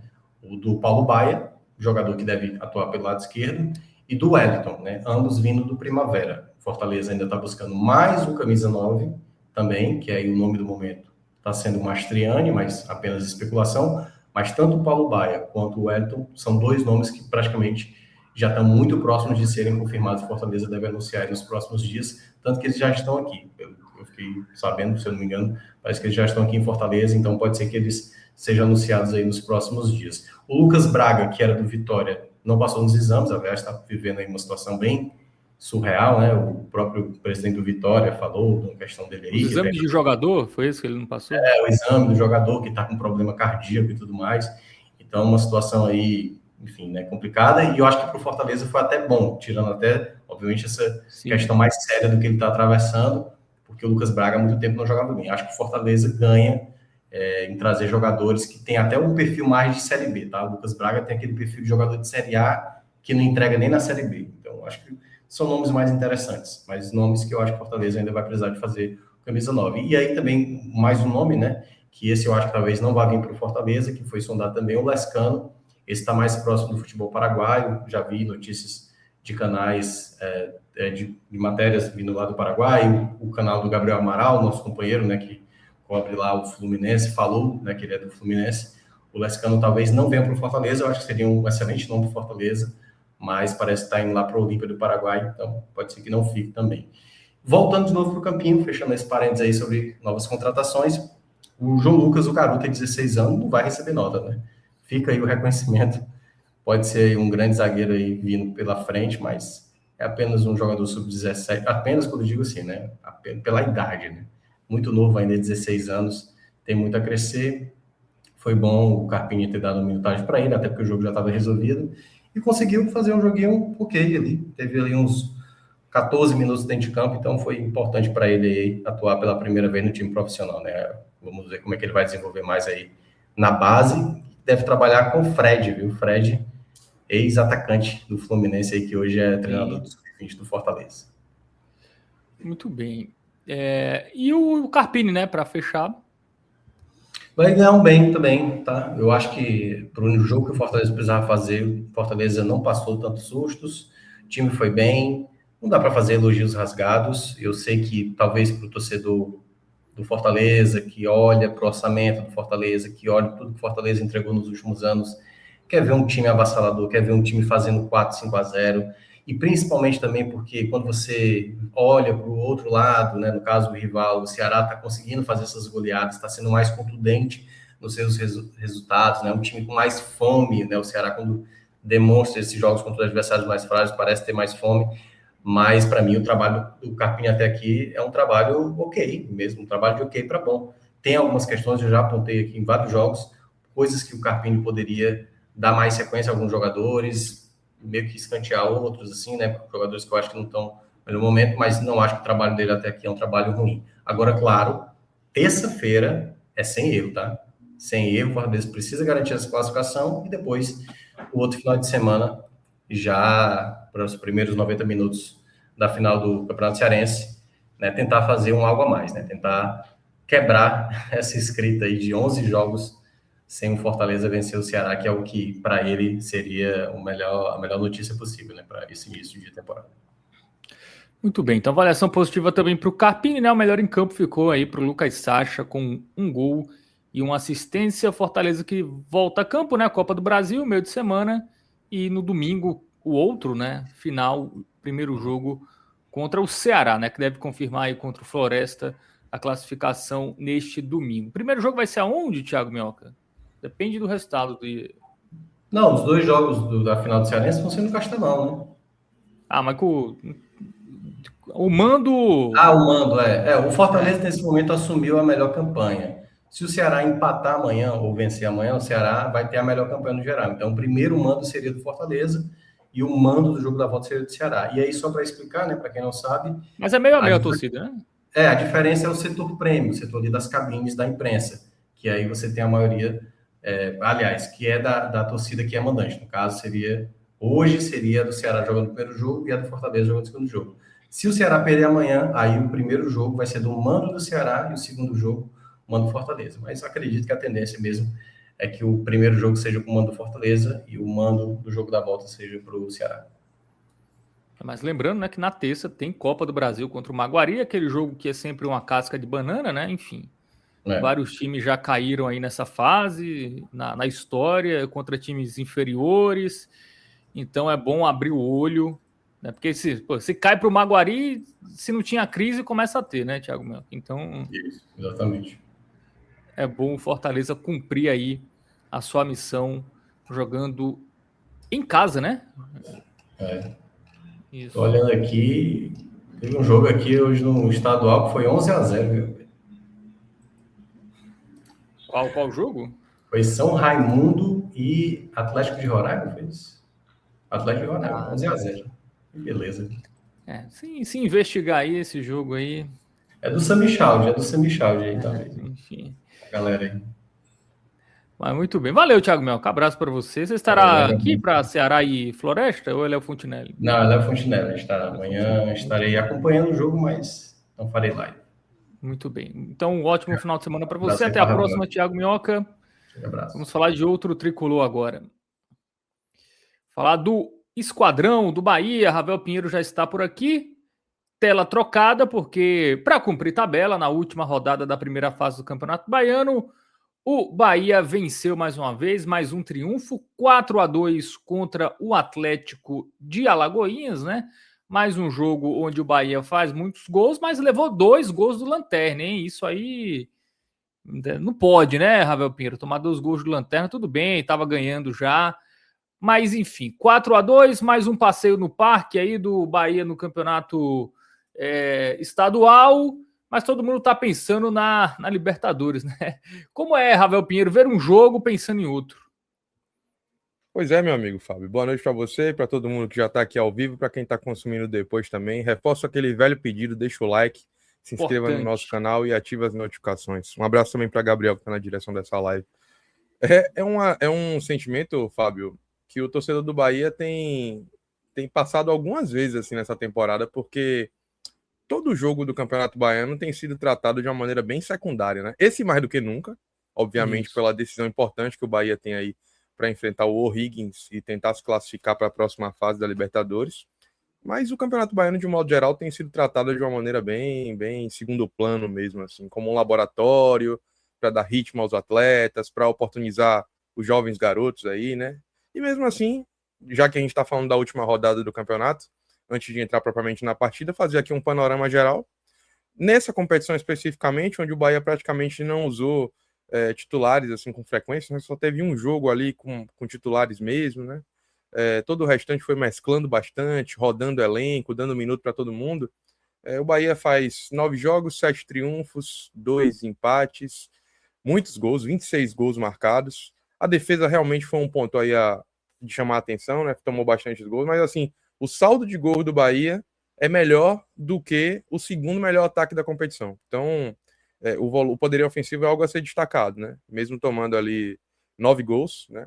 Foram 17 gols de saldo e o segundo melhor ataque da competição até o presente momento, né? Ainda faltando um jogo para as demais equipes, é o do Jequié com 14. Então, acho que o Bahia fez valer aquilo que esperava aí desse elenco que é bom, mesmo um elenco alternativo, né? Um time alternativo. Essa primeira fase garantindo aí bem a classificação, e hoje era um jogo até dentro desse contexto ainda mais alternativo, porque as duas equipes já estavam com sua realidade selada, né? O Bahia já classificado na primeira colocação, decidindo as partidas aí vindouras em casa, e o Atlético de Alagoinhas, o Carcará, um time muito tradicional aqui, Fábio, do estado, bicampeão baiano, né, recentemente. Exatamente, ganhou já nesses anos, né, 21, 22, salvo engano. Isso. É um time de muita tradição, mas que já estava aí amargando o rebaixamento, já decretado antes dessa partida. Essa partida, inclusive, correu o risco de não acontecer, chegou-se a ventilar a possibilidade de não acontecer esse último jogo, como não aconteceu ano passado, 2 partidas também, porque a competição já estava com seu roteiro definido, mas aí dentro dessa perspectiva de acontecer ou não, acabou que o Atlético solicitou aí a federação e a federação aqueceu com a mudança do local, por isso que o jogo, inclusive, foi realizado hoje no estádio de Pituaçu, no Metropolitano de Pituaçu, apesar do mando ser da equipe de Alagoinhas, para receber ali um público, a torcida do Bahia que estava com vontade de ver o time jogar nesse sábado à noite em loco. Quanto de público? Você tem informação? Não, eu não cheguei a ver não, mas assim, foi um público bem baixo, primeiro porque Pituaçu não está podendo receber muito público. Tem algumas questões aí de liberação e tudo mais. Segundo, porque o valor do ingresso estava um pouco salgado para o contexto da partida, viu, Fábio? R$40 foi um valor um pouquinho pesado. Eu acho que a diretoria do Carcará poderia ter composto melhor aí o preço para poder, de repente, atrair a torcida do Bahia, porque no fim das contas, provavelmente foi isso que os caras pensaram ao trazer esse jogo para cá, né? Injeção de receita. Só que eu acho que a estratégia não deu exatamente o resultado esperado, não, porque a torcida do Bahia não chegou em tão grande número, não. Teve ali um públicozinho e tal, mas acho que os R$40, o dia chuvoso aqui em Salvador e o baixo apelo do jogo fez com que o público não fosse tão grande, e tudo isso, obviamente, somado ao que você me perguntou, que é o jogo da quarta-feira, que é o que realmente é importante. Depois a gente vai projetar também um pouquinho essa partida aqui. É isso, né? Vamos falar primeiramente desse jogo, né? Atlético 2, Bahia 4. Aí depois, claro, a gente vai falar desse jogo de volta, né? Contra o O'Higgins na Fonte Nova, aí na próxima quarta-feira. Bom, sobre esse jogo, Ravel, o time faz uma vantagem relativamente cedo, né, para o jogo, dá uma relaxada, é isso? Dá uma relaxada, toma os gols e aí faz 4-2 e enfim, encerra a sua participação aí na primeira fase, como você já falou, né? Melhor ataque, melhor defesa, melhor saldo, enfim, não tem o que se falar dessa campanha do Bahia nessa primeira fase, né? Mas enfim, foi mais um treino, é isso, foi um jogo ali para os jogadores que não são titulares ganharem minutagem, né? Fazerem gols, né? Dar aquela confiança. Até porque alguns deles podem ser utilizados, né? Sobretudo os atacantes, dependendo aí do que o Bahia esteja precisando, né, no jogo. O Everaldo pode ser acionado, o Delder pode ser acionado, né, já que o Bahia pode demorar a sair o gol, né, ou os gols, e aí essa galera também deve ser acionada no próximo jogo. Serviu para isso? Dar confiança aí para essa galera? É isso? Esse 4-2? Exatamente. O elenco do Bahia ele é um pouco maior do que o Rogério vem trabalhando ao longo dos últimos anos. Acho que até para evitar um pouquinho das experiências passadas também, onde faltou peças em algum momento, Fábio. E aí, essas partidas, como a de hoje, elas servem fundamentalmente para isso, para que você possa dar minutos a jogadores que não vão estar no grosso da temporada ali, né? Nos momentos onde provavelmente o treinador vai acabar repetindo bastante as escalações. Então, para que você não deixe de dar minutos a um Zé Guilherme, que entrou hoje no segundo tempo, a uma garotada como o Lian, o Sidney, que também entraram no segundo tempo, ou até mesmo aqueles que já frequentam os 11 iniciais ali, ou os substitutos, a exemplo do Fred, que fez 2 partidas no ano passado, né, no time titular, ou do Sanabria, que retornou de lesão, que são jogadores que em tese estão mais ali para servir o time de cima. Esses jogos acabam servindo para isso, Fábio. E o Bahia tem feito bom uso, fez bom uso ao longo do campeonato, e hoje da mesma forma, né? Começou aí o jogo com o João Paulo, o Wendel, pela primeira vez, esse sendo lançado aí no time titular, Fred Lippert, Luiz Gustavo e Iago Borducci, fechando o sistema defensivo. O meio campo começa com o Eric, esse até tem jogado mais minutos aí do que os demais. Sim. David Martins e o Rodrigo Nestor, fechando a meia. E o ataque com Everaldo, Sanabria e Del, né? Everaldo e Del, na verdade, praticamente fazendo papel ali, fazendo com que o Bahia jogasse quase que com 2 centroavantes, e do lado esquerdo o Iago ficava espetado na ponta, né? Apesar de a gente ver um campinho aí que daqui a pouco vai se portar num 4-3-3, na prática é como se o Bahia estivesse jogando ou num 3-4-3 ou no 3-4-1-2 ali, de uma maneira onde essa troca de posição das peças fazia com que o Bahia jogasse com 2 centroavantes pesando a área, Del e Everaldo trocando posição de vez em quando, o Iago e o Sanabria atuando pelos extremos ali, tentando fazer também a amplitude do jogo. E o jogo, ele até se apresenta, Fábio, de uma forma bem, assim, é como se as duas equipes, pela situação em que elas se encontram, elas jogassem bem leves, assim. O Atlético se lançou ao ataque, tanto que acaba tendo, inclusive, a primeira oportunidade do jogo, uma cabeçada ali onde o João Paulo defende, acho que com 3 minutos de jogo. E o Bahia também da mesma forma, né? Com a sua realidade resolvida, os jogadores foram colocando em campo o seu ímpeto ofensivo, sua qualidade técnica. No começo, o Atlético ainda tentando negar um pouco esses espaços, fazendo uma marcação curiosa até em bloco médio, né? Não era um Atlético que pressionava a saída de bola do Bahia, os 3 jogadores que ficavam ali mais atrás, o Wendel, o Fred e o Luiz Gustavo, tinham liberdade para carregar a bola até a zona intermediária, e ao mesmo tempo o Atlético de Alagoinhas ele não se portava com a bunda apostada lá no fundo, né, perto do gol, do seu próprio gol, não. Eles ficavam condensados ali na zona intermediária do meio campo, como se os 10 jogadores de linha ficassem ali no espaço de 25, 30 metros, tentando negar os espaços para que o Bahia se visse obrigado a construir via ligação direta, né? Conseguia conduzir ali com o Fred, com o Luiz Gustavo, e ao invés de acionar David Martins, Rodrigo Nestor, tentar fazer algum passo em profundidade, uma vez que o meio do campo ali estava realmente bem ocupado pela equipe do interior. Só que essa estratégia ela não funcionou muito, porque o Bahia logo achou um espaço numa jogada onde, no lançamento, o Sanabria faz o cruzamento de perna esquerda, a jogada já começa boa, com um bom lançamento do Luiz Gustavo para o Sanabria, invertendo, e aí normalmente é assim que você fura bloqueios de marcação como esses, né? Quando você tem a marcação muito condensada, você tem que ficar rodando a bola, porque o espaço aparece. E dessa maneira que surgiu o espaço, quando o Luiz Gustavo ele toca a bola para para o Sanabria, que pega a bola também na ponta direita e faz o cruzamento com o pé invertido, né? Faz o cruzamento de perna esquerda, pegando a defesa do Atlético Alagoinhas, saindo, e o Everaldo entrando em direção ao gol. E aí ele consegue se projetar de uma maneira muito inteligente, e domina a bola, até fura primeiro ali, tenta fazer uma finalização. Até quando e ele faz fura... gol, faz raiva, né? Exatamente. Acabou chamando a atenção mais até por isso. E aí, depois ele ainda tem a oportunidade de finalizar e fazer o gol, que ficou até mais difícil do que seria a primeira finalização. A gente está vendo aí na tela para quem está consumindo o conteúdo no formato audiovisual.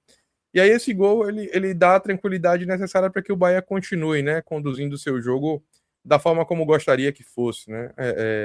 O Atlético vinha tentando criar algum tipo de resistência no jogo, principalmente portado nessa marcação e tentando sair em velocidade com o Miller, principalmente, mas rapidamente com esse gol o jogo vai ganhando uma outra configuração, a qualidade técnica vai se sobrepondo e com o passar do tempo, naturalmente, os espaços começam a aparecer, e dessa forma que o Bahia consegue construir o segundo gol já numa característica mais próxima do habitual, com a bola passando no meio campo, né? O David Martins começa a jogada, faz a construção, toca a bola para Everaldo, que aí dá um belíssimo passe para Rodrigo Nestor fazer o segundo gol. Aí nesse caso foi um belo gol do Bahia, uma jogada construída de infiltração, passando pelo meio, né? Começando ali com o David, passando para Everaldo, passando para o Rodrigo Nestor, fazer o segundo gol, e naquele momento ali, né, 2-0 no placar, o jogo vai ficando ainda mais tranquilo para o Bahia, e os espaços naturalmente acontecendo. Esse, inclusive, acaba sendo um momento assim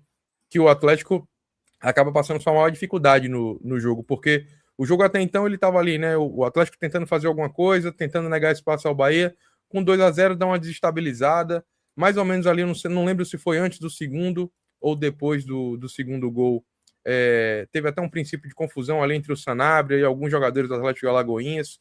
O Atlético tentou lançar uma bola na área, o Sanabria cortou, depois teve uma agressão ali do jogador do Atlético, né? O Anderson acabou até tomando o cartão amarelo no lance. Depois o Sanabria acabou sendo perseguido ali por alguns jogadores do Carcará, enfim, quase é expulso.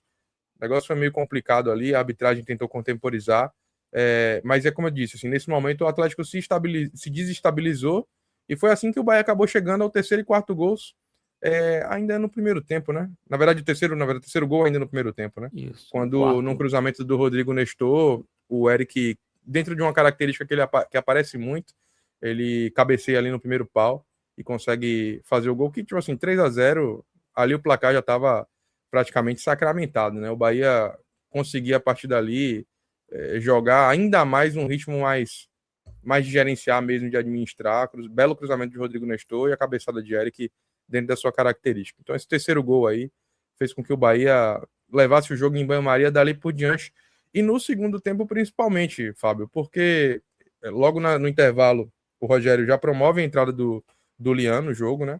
Até dentro disso que a gente tinha falado, né? O Sanabria tinha feito um bom jogo, mas estava meio esquentado ali, enfim, podia agravar alguma confusão, enfim, tomar um cartão, importante que ele esteja disponível. E aí o Lian entra até bem, mas o Bahia, dentro dessa perspectiva, vai levando o jogo ali como pode. E nessa de levar como pode, vai surgindo uma oportunidade ou outra, mas sem muito ímpeto, e ao mesmo tempo você também começa a dar espaços. O Bahia ainda chega ao quarto gol, né, numa cobrança de falta, onde Everaldo cobra a bola, já até finaliza bem a cobrança, mas eu acho que o goleiro faz uma defesa meio que para dentro da área, e aí Del, que vinha fazendo um bom jogo, premiado ali com oportunismo, né, de acompanhar a jogada, acreditar na jogada até o final, e faz o quarto gol na finalização ali dentro da área.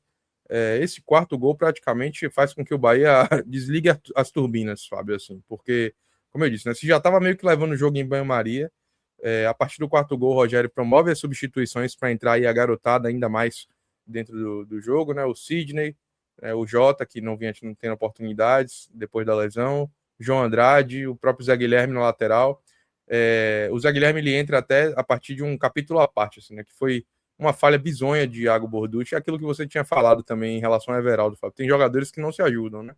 No caso de Everaldo foi uma falha ali que ele acaba vacilando e conseguindo entregar o gol, depois ele faz até uma bela assistência, mas no caso de Iago, que é um jogador que a torcida não compra 100% a ideia do cara, ele ainda consegue dar um vacilo bem feio, assim, num jogo desse aí, um jogo controlado, completamente controlado, dá essa vacilada, E a partir disso, o Atlético consegue chegar ao seu primeiro gol, né? No erro dele, a bola sobra ali, acho que o Pantera, que é o zagueiro que naquele momento estava jogando de volante, consegue fazer o gol que parecia ser o gol de honra, né? O gol de compensação ali do Carcará.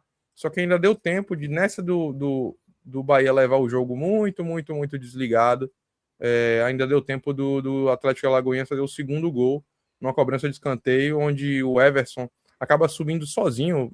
O Luiz Gustavo, que vinha fazendo uma ótima partida, acaba dando uma hesitada ali na hora de cobrir a marcação.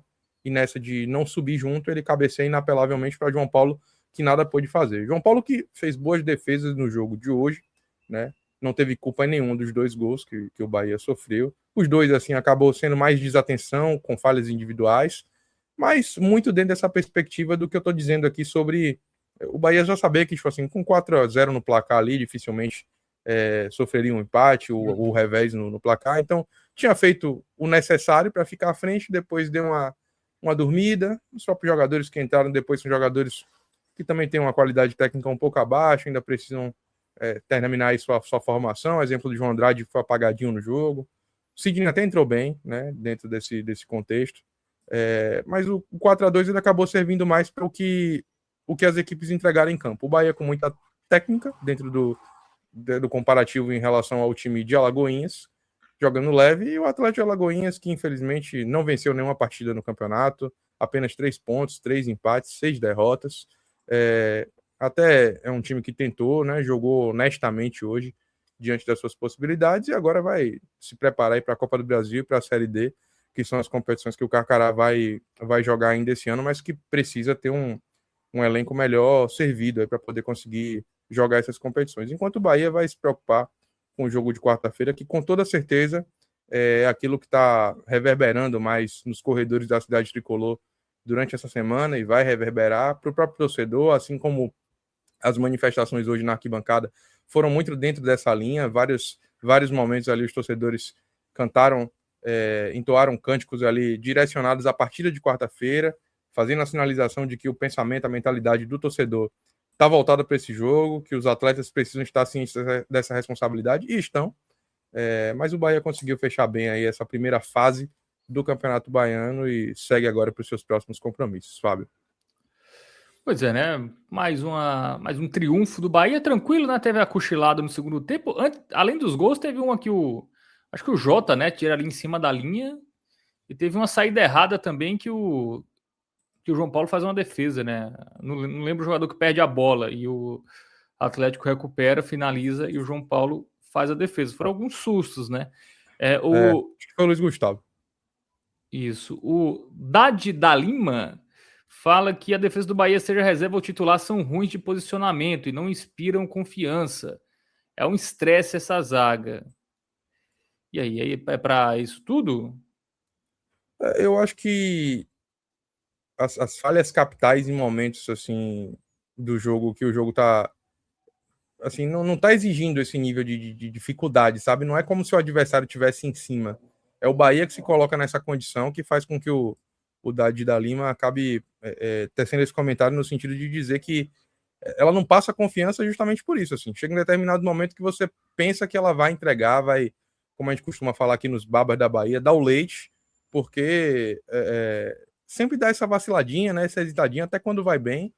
Porque, por exemplo, né, a gente vai falar daqui a pouco melhor nas avaliações individuais, não é que a zaga tenha ido mal no jogo, mas sempre tem um vacilozinho ou outro que faz com que o torcedor fique assim preocupado sobre a possibilidade desses atletas não estarem devidamente concentrados e como é que eles vão se portar diante de desafios maiores. Eu acho até que a dupla de zaga fez um bom jogo hoje, mas de fato, assim, sempre tem um momento ou outro onde um atleta dá uma vacilada. Acho que eu não sei nem se foi o Luiz Gustavo que entregou, acho que foi o Jota mesmo, que tirou a bola em cima da linha, mas que também deu essa dormida, que propiciou outro ataque ali do Atlético de Alagoinhas. Então, é muito nisso, assim. Alguns jogadores ficam marcados por essa exposição desnecessária ao sistema defensivo, sabe, Fábio? Assim como já foi Rezende em outros momentos, assim como o Bahia já perdeu outras partidas em temporadas anteriores dentro disso. O time não jogava mal, a defesa não falhava o tempo inteiro, mas em algum momento, algum jogador dava uma entregada e essa sensação de instabilidade tomava conta do torcedor do Bahia. O bom é que, assim, isso no time principal não tem acontecido, né? A defesa do Bahia tem se portado melhor esse ano. Então, fica como alento a sensação de que nesse critério houve evolução, mas no time alternativo hoje, em outras ocasiões, acabou rolando essas apagadas mesmo, e esse é um ponto a se observar. Nos últimos 8 jogos, o Bahia sofreu gol em 7. Ele só não sofreu contra o Vasco, né? Então, é claro que tem os contextos, né? Muitos jogos ali com o time reserva e tudo mais. Mas, enfim, pensando em quarta-feira, tomar um gol é um prejuízo enorme, né? Então, é bom o Bahia ter uma defesa não vazada, né? Para ter uma chance maior de classificação. Daqui a pouco a gente fala mais aí desse jogo contra o O'Higgins. Mas antes, vamos para o campinho? Vamos lá. Eu vou começar pelo João Paulo, né? Você já falou, fez algumas defesas, não teve culpa nos gols sofridos. Vou dar essa moral para João Paulo aí e colocar o verde mais verde para ele, porque a gente sempre adota aqui um sarrafo, um nível de critério diferente, né, para as partidas do Campeonato Baiano, e eu acho que hoje ele teve uma partida bem sólida, tá, Fábio? Apesar dos 2 gols aí, como eu disse, não teve responsabilidade nenhuma, ainda fez 2 ou 3 boas defesas, né? Teve eu acabei não citando um lance também, que ele, no primeiro tempo ainda, teve um cruzamento do Atlético de Alagoinhas, a cabeçada ali, acho que foi do jogador do Atlético também, estava na dividida ali com os jogadores do Bahia, mas uma cabeçada que exigiu uma defesa muito boa dele ainda no primeiro tempo, ele fez uma ponte ali, pegou. Fora outras 2 defesas boas que ele fez também, uma no primeiro, outra no segundo tempo. Atuação bem interessante de João Paulo, verde máximo para ele. Muito bem. Dupla de zaga, Fred e Luiz Gustavo. Fred eu vou colocar um verde musgo, né? Atuação consistente, sólida, não vacilou em nenhum momento. E Luiz Gustavo eu estava aqui na dúvida, porque como eu disse, assim, para mim ele fez uma ótima partida, mas participa no segundo gol do Atlético de Alagoinhas, então eu estava aqui pensando se eu seria meio Cássio Zirpoli, de penalizar o jogador na nota por ter participado no lance capital, ou se eu seria mais Fred Figueiredo aqui, que costuma compor mais, né, com o desempenho nos 90 minutos. Vou de Fred, vou colocar um verde mais verde aí para Luiz Gustavo. Achei que ele fez uma atuação interessante. Quando aconteceu esse segundo gol, a partida já estava decidida. Acho que ele teve uma atuação bem interessante hoje, o quarto zagueiro do Bahia. Aos poucos vai se soltando aí, né? Vai começando a ganhar um pouquinho de confiança para, de repente, quem sabe, ter mais minutos, né?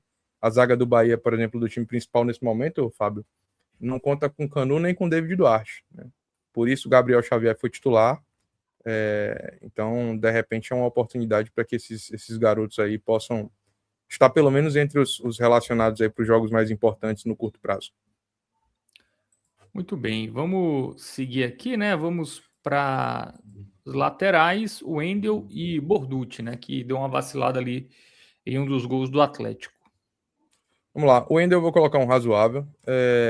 O Bahia, na arte dos relacionados, divulgou ele como um meia, né? Ele jogou aí na lateral direita, não sei se ele também faz essa função, não conheço o atleta, ele esteve no time da Copinha, acho que naturalmente, né, por ser o primeiro jogo dele aí, né, jogando entre os titulares, você tem ali um pouquinho de timidez, de nervosismo, você faz ali mais o básico, né, acaba sendo discreto na partida, eu acho que isso acaba resumindo um pouquinho do que foi o jogador. Não comprometeu, também não apareceu nem muito pro jogo, acho que o razoável tá de bom tamanho.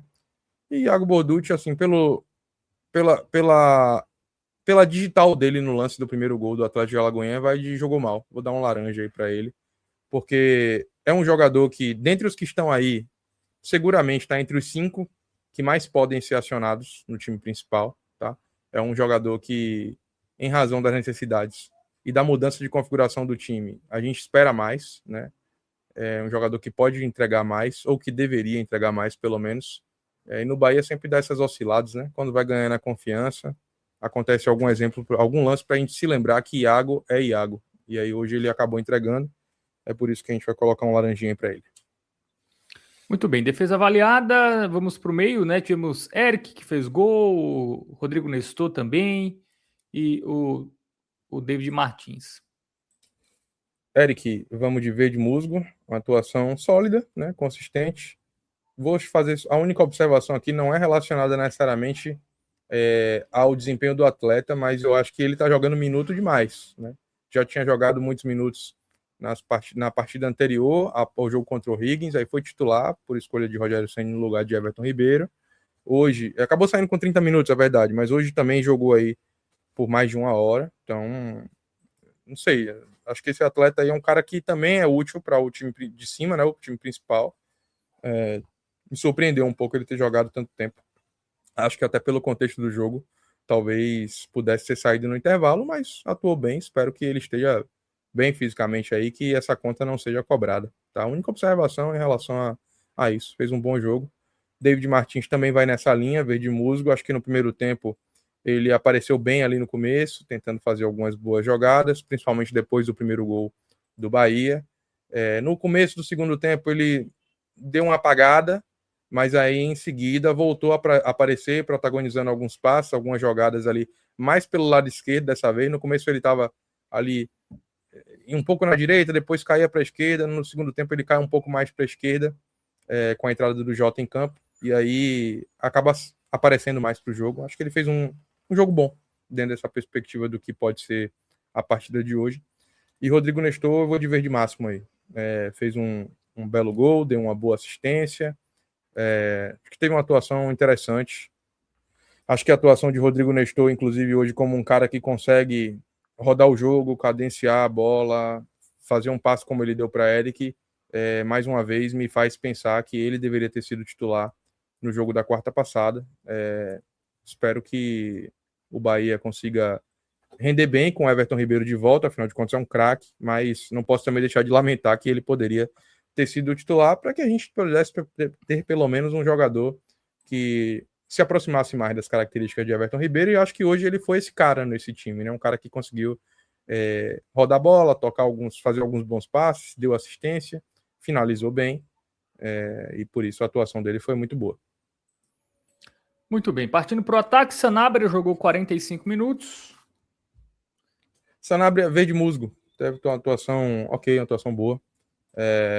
Dá um belo passe, um belo cruzamento aí para Everaldo, há de se estabelecer que esse foi o gol que abriu o placar do Bahia a partir de um bom cruzamento dele. Fez um salseirozinho ali do lado direito, acabou depois se envolvendo nessa treta. Acho que Rogério fez bem em substituí-lo. Fez um jogo bom. E o Everaldo? Everaldo verde máximo.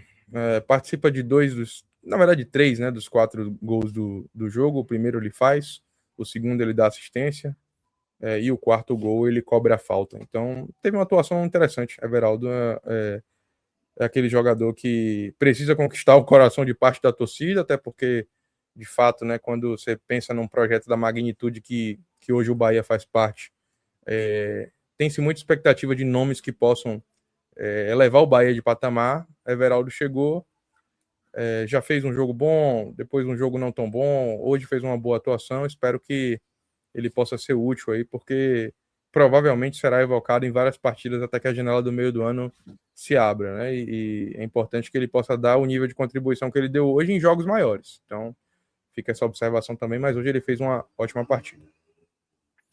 E para fechar o time titular, o Del, que marcou mais um gol aí na sua ainda curta carreira como profissional. Eu gosto muito desse garoto, viu? Acho o Del um jogador... ele não reclama de nada, tá sempre fazendo o que tem que ser feito, cumprindo bem o papel tático. Tem um faro de artilheiro, assim, tava lá para conferir a bola do quarto gol. Tem um lance também que ele recebe a bola, acho que do David Martins, e ele já mata a bola assim no peito, projetando o corpo para bater. São os milissegundos necessários para você, de repente, ter uma oportunidade ou não de finalização. Isso mostra um refino técnico, uma qualidade de centroavante, que é um diferencial, é um jogador muito promissor. A gente sabe aqui, já falamos muitas vezes dos predicados desse atleta, eu gosto muito dele. Acho que cabe um verde mais verde também para ele aí. Acho que é um garoto que não pode perder minutos a partir da entrada de Everaldo. Ainda bem que o Rogério colocou ele hoje no time titular. E ele, acho que fez uma boa partida, aproveitou bem a oportunidade e ainda deixou aí mais um gol para aumentar o seu cartel. Muito bem, time titular avaliado, vamos para o banco, né? O primeiro a entrar foi o Lian. Isso. Gostei de Lian, eu acho que a primeira partida que ele entra é que ele consegue atuar mais assim no jogo, talvez por ter tido mais minutos, Fábio, mas Nos outros jogos ele foi mais discreto, nesse hoje ele mostrou um pouquinho mais de ímpeto, chegou a fazer uma boa jogada pela direita, driblou 3 jogadores ali, na hora de finalizar acabou não acontecendo, mas eu acho que hoje ele contribuiu melhor. Eu vou colocar um verde musgo aí para Aliança, a atuação dele interessante. Provavelmente não vai ter jogos daqui por diante que permita o Bahia fazer muitas experiências, esse garoto talvez não tenha mais minutos na sequência da temporada, mas é um processo, né? E eu acho que hoje ele conseguiu aproveitar aí os últimos minutos aí que provavelmente ele teve no ano, e espero que ele consiga continuar se desenvolvendo na base para estar mais pronto aí quando o Bahia precisar. Verde musgo aí para Lian. Muito bem, então, Lian, também avaliação positiva. Hoje um show de verdes, hein? Tirando o Wendel e o Borducci, todo mundo com o seu verde. Vamos agora para o Jota. E aí, o Jota e Sidney. Na verdade, quase todos os outros, que os outros todos aí entraram juntos, Fábio. O Zé Guilherme, se você me permite, eu vou colocar o último verde da nossa avaliação, que é para o Sidney. Gostei da atuação. Deu um bom ritmo ali pro jogo, acertou uns bons passes, né? Esse garoto é um garoto que eu também boto fé, assim. Ele tem muito o estilo do futebol moderno, assim, né? Não é aquele volante brucutu, não é alto, mas é um cara que é um carrapatozinho ali, um motorzinho, e ainda tem boa saída de bola. Verde musgo para ele, gostei de Sidney. Os demais, razoável, amarelo, assim, meio sem graça. Jota foi quem mais participou, inclusive, dos 3. Acabou tirando a bola em cima da linha, deu uma vacilada também no outro lance, aí fica um pelo outro, compensando.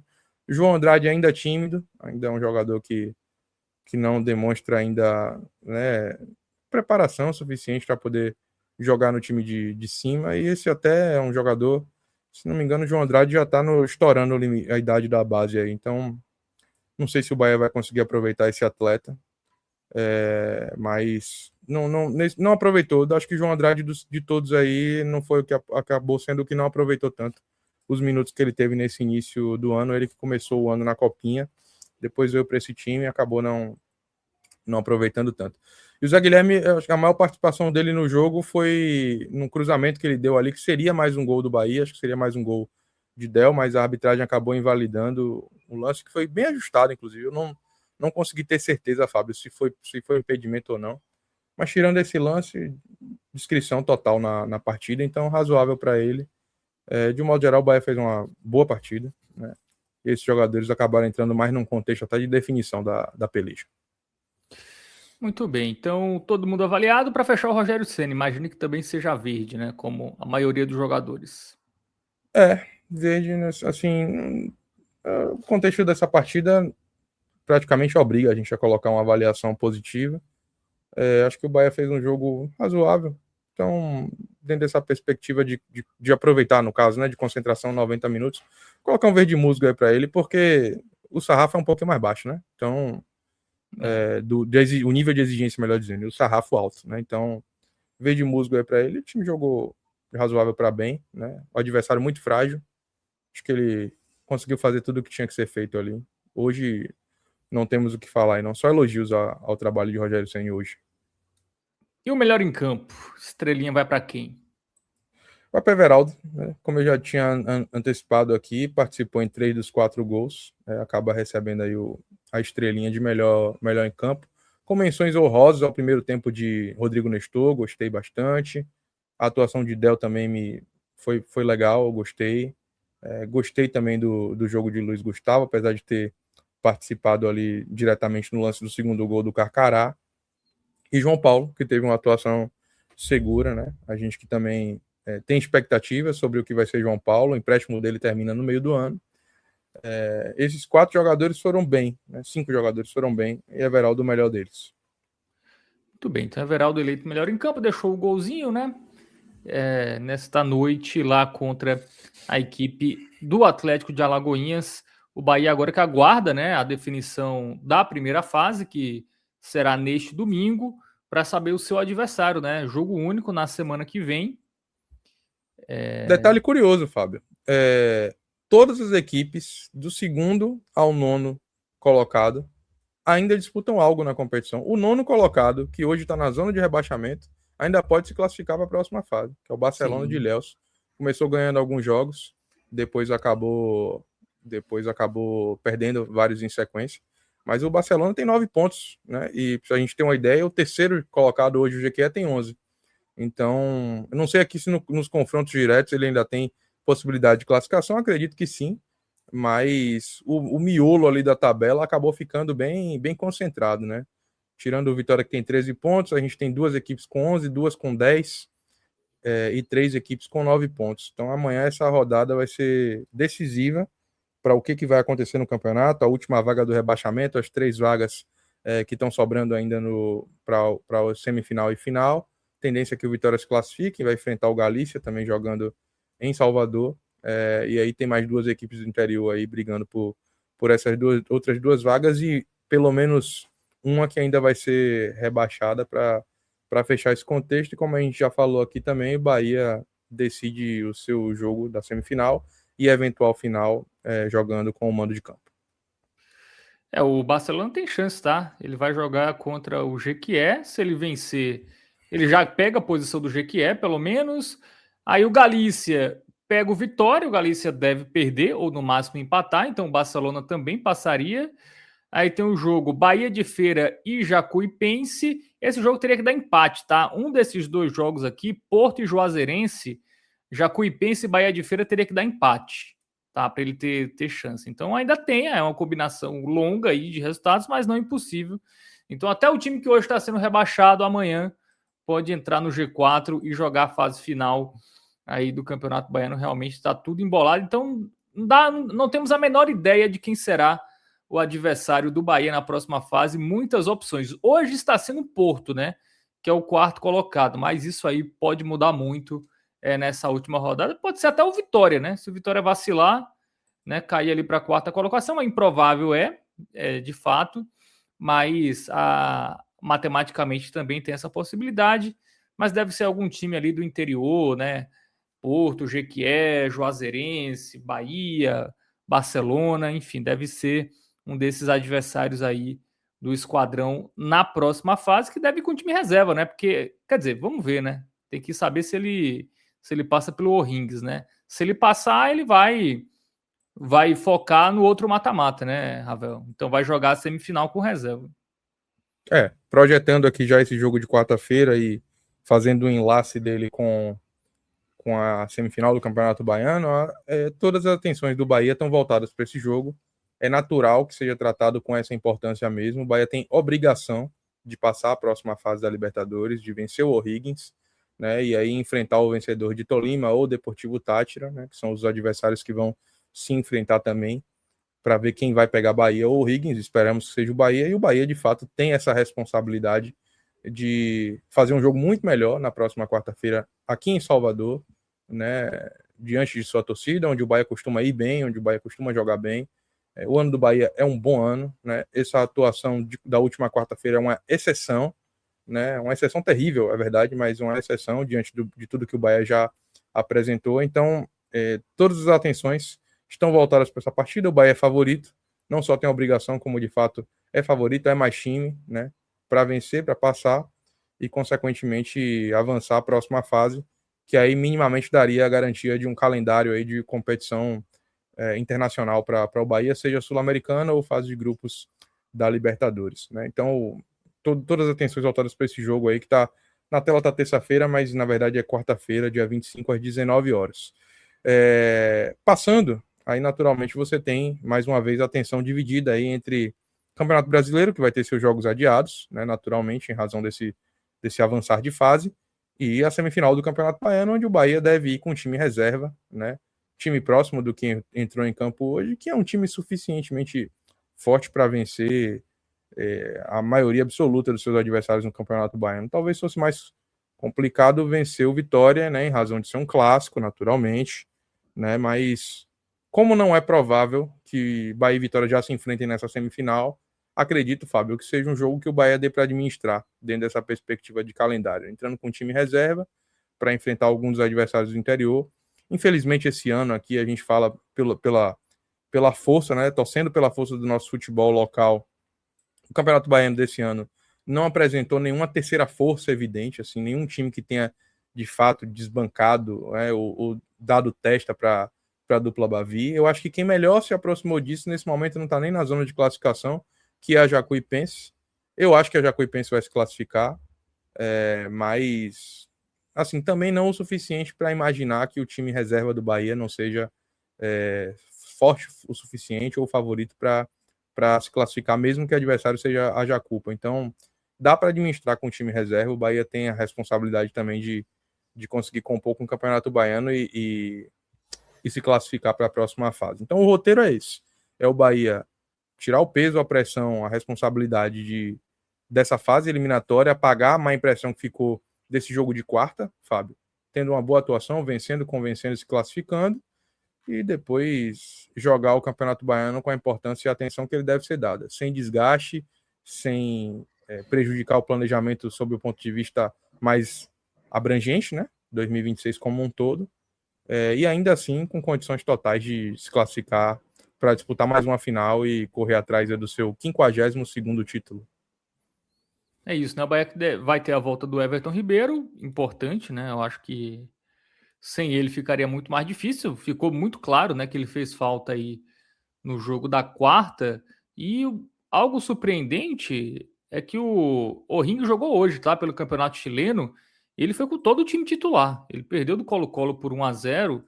E eu, comparando aqui a escalação do jogo contra o Bahia, só teve uma mudança. O Rabelo ficou no banco e o Yannis foi titular, mas de resto foi o time completo. Perdeu por 1-0 em casa. Enfim, não sei se foi muito inteligente não, viu? O O'Rings botar todo mundo para cansar hoje. É a primeira derrota do O'Rings jogando em casa esse ano, né? Já tinha feito 3 partidas. Na verdade, essa foi a terceira partida. Não, foi a quarta partida jogando em casa. Pela primeira vez perdeu, né? Já tinha vencido outras 2 e venceu o Bahia. 2 pelo Campeonato Chileno, venceu o Bahia. E hoje perde seu primeiro jogo jogando em casa. Já tinha perdido outra partida jogando fora de casa. Acho que o treinador deve ter pensado, né? Aqui tentando fazer a leitura do que o treinador pensou, né, Fábio? É um time que jogou ainda poucas partidas no ano, né? Foi a 6ª partida do O'Rings, salvo engano, na temporada. Enquanto o Bahia fez hoje sua 13ª partida. Talvez o pensamento dele tenha sido. Se pegar só os titulares, tá por aí, né? O Bahia titular foi o quê? 6 vezes também? 5 vezes? Por aí. 3 Talvez ele tenha pensado nessa de. O'Rings contra o Vitória, né? Teve um jogo. Não, Vitória não. Teve um jogo, acho que foi contra o Barcelona de Ilhéus. Barcelona, isso. 5-6 também. Eu achei uma péssima assim, escolha. Bom pro Bahia, né? Isso. Enfim, mas não, eu também não faria, ainda perderam, pô. Ainda ficaram com a moral diminuída. Enfim. Abatida, exatamente. Assim, o que acontece? Como eu disse, esse exercício é mais de tentar entender o que passou na cabeça dele, embora eu não concorde. É nessa linha de tentar dar ritmo. Foi contra o Colo-Colo, né, que você falou? O Colo-Colo é a principal equipe do Chile, né? O Flamengo deles, né? Então eu acho que talvez tenha pesado também a camisa que enfrentou, mas projetando a importância que seria para o O'Rings, né, também ter uma competição internacional, eu acho que de fato poderia ter preservado pelo menos alguns dos seus principais atletas aí, enfim, jogadores que são importantes, né? O O'Rings teve pelo menos 2 bons destaques aí jogando no setor ofensivo. O jogador que fez o gol e o centroavante, que acho que chama Castilho, deram muito trabalho, incomodaram muito a defesa do Bahia. Bom para a gente, né? Que fez com que eles ficassem um pouquinho mais desgastados, enquanto o Bahia descansou e vai quarta-feira a plenos pulmões para essa partida. Ainda tem viagem, né? Vamos ter que viajar, enfim. Eu achei bem uma estratégia nada inteligente do time chileno, mas enfim, o Bahia vai tentar aproveitar, vai, obviamente, em casa, né? Vai tentar sufocar o O'Rings. Talvez esse jogo de hoje pese para o segundo tempo, né? Os jogadores do Bahia descansados e o O'Rings tendo jogado 4 dias antes, com viagem ainda, enfim. E o Bahia deve fazer o O'Rings cansar no jogo. Uma grande probabilidade, viu, Rafael Pinheiro? Acho que vai ser 3-0. Seu palpite aí. Eu tô nessa linha também. Eu acho que se o Bahia entrar no seu modo Prime, que é algo que a gente está acostumado a ver o Bahia jogar na Fonte Nova, é bem verdade. E até o que o Bahia tem conseguido fazer jogando em 2026. O Bahia, quando tenta resolver logo as partidas no início do jogo, é algo que o Bahia tem feito aqui na Fonte Nova com alguma frequência nesse ano, tá? eu acho que o Bahia apaga qualquer má impressão que tenha ficado desse jogo de quarta e resolve. Eu tô otimista para esse jogo. Acho que o Bahia tem totais condições aí de vencer por 3 ou 4-0. Muito bem, então estamos confiantes aí no Bahia, que vai jogar quarta-feira, 7 da noite, contra o O'Rings. E claro, vai ter aquele pós-jogo especial aqui no 45 Minutos com Ravel Pinheiro e a nossa equipe, tá? Fred Figueroa, Cássio Zirpoli, enfim. Time titular aí para analisar possivelmente a classificação do Bahia. Se nos classificar, vai ser um balde de água fria gigantesco, né? Porque é a perda do calendário internacional, né? Se não se classificar, é vexame, Fábio. Não pode nem tratar de outra forma, tá? Mesmo que o O'Higgins tenha feito um jogo honesto no Chile, mesmo que o time chileno tenha demonstrado algumas qualidades, algumas virtudes, não tem que ser páreo para o Bahia. Por isso que aqui a gente não está dourando a pílula, não. Eu tô até me arriscando ao palpitar placar elástico, como eu tô fazendo, mas é porque eu prefiro tratar a realidade como eu vejo. Assim. Eu não vejo o Bahia como um time que a gente tenha que tratar aqui como possibilidade de classificação em aberto. É claro que o jogo se decide no campo, mas no campo o Bahia é favorito sim e tem que fazer o favoritismo valer a pena. Tem que jogar bem, tem que vencer, tem que convencer, tem que espantar toda a negatividade que ficou a partir desse jogo e tem que se classificar. Muito bem, então é isso. Passado a limpo aí, Atlético de Alagoinhas 2, Bahia 4. Também projetamos um pouco o jogo de quarta contra o O'Rings. E vamos ficando por aqui, tá? Valeu para todo mundo que participou. O Dade da Lima, o João Vitor, Ana Maria, o Dark Pixel, enfim, o Henrique Sérgio, o Valfran, Jefferson Bastos, o Vladimir Gomes, o Roberto Siqueira, o Alisson Lima. Enfim, valeu para todo mundo que interagiu aqui nesta live. Falamos de Fortaleza e de Bahia aí pelos campeonatos estaduais. Lembrando que domingo tem mais, tá? Domingo tem outra semifinal do Pernambucano. Tem também campeonato cearense, né? Com o Ceará contra o Floresta e o Vitória, confirmando aí, buscando confirmar sua classificação para as semifinais contra o Galícia. Cobertura completa aí desses jogos neste domingão aqui no 45. Valeu, Ravel. Ótimo final de semana. Até a próxima. Valeu, meu amigo Fábio. Um grande abraço para você e até a próxima. Valeu, Gabriel Costa, que esteve aqui na direção e trabalhos técnicos. Valeu para todo mundo. Até a próxima.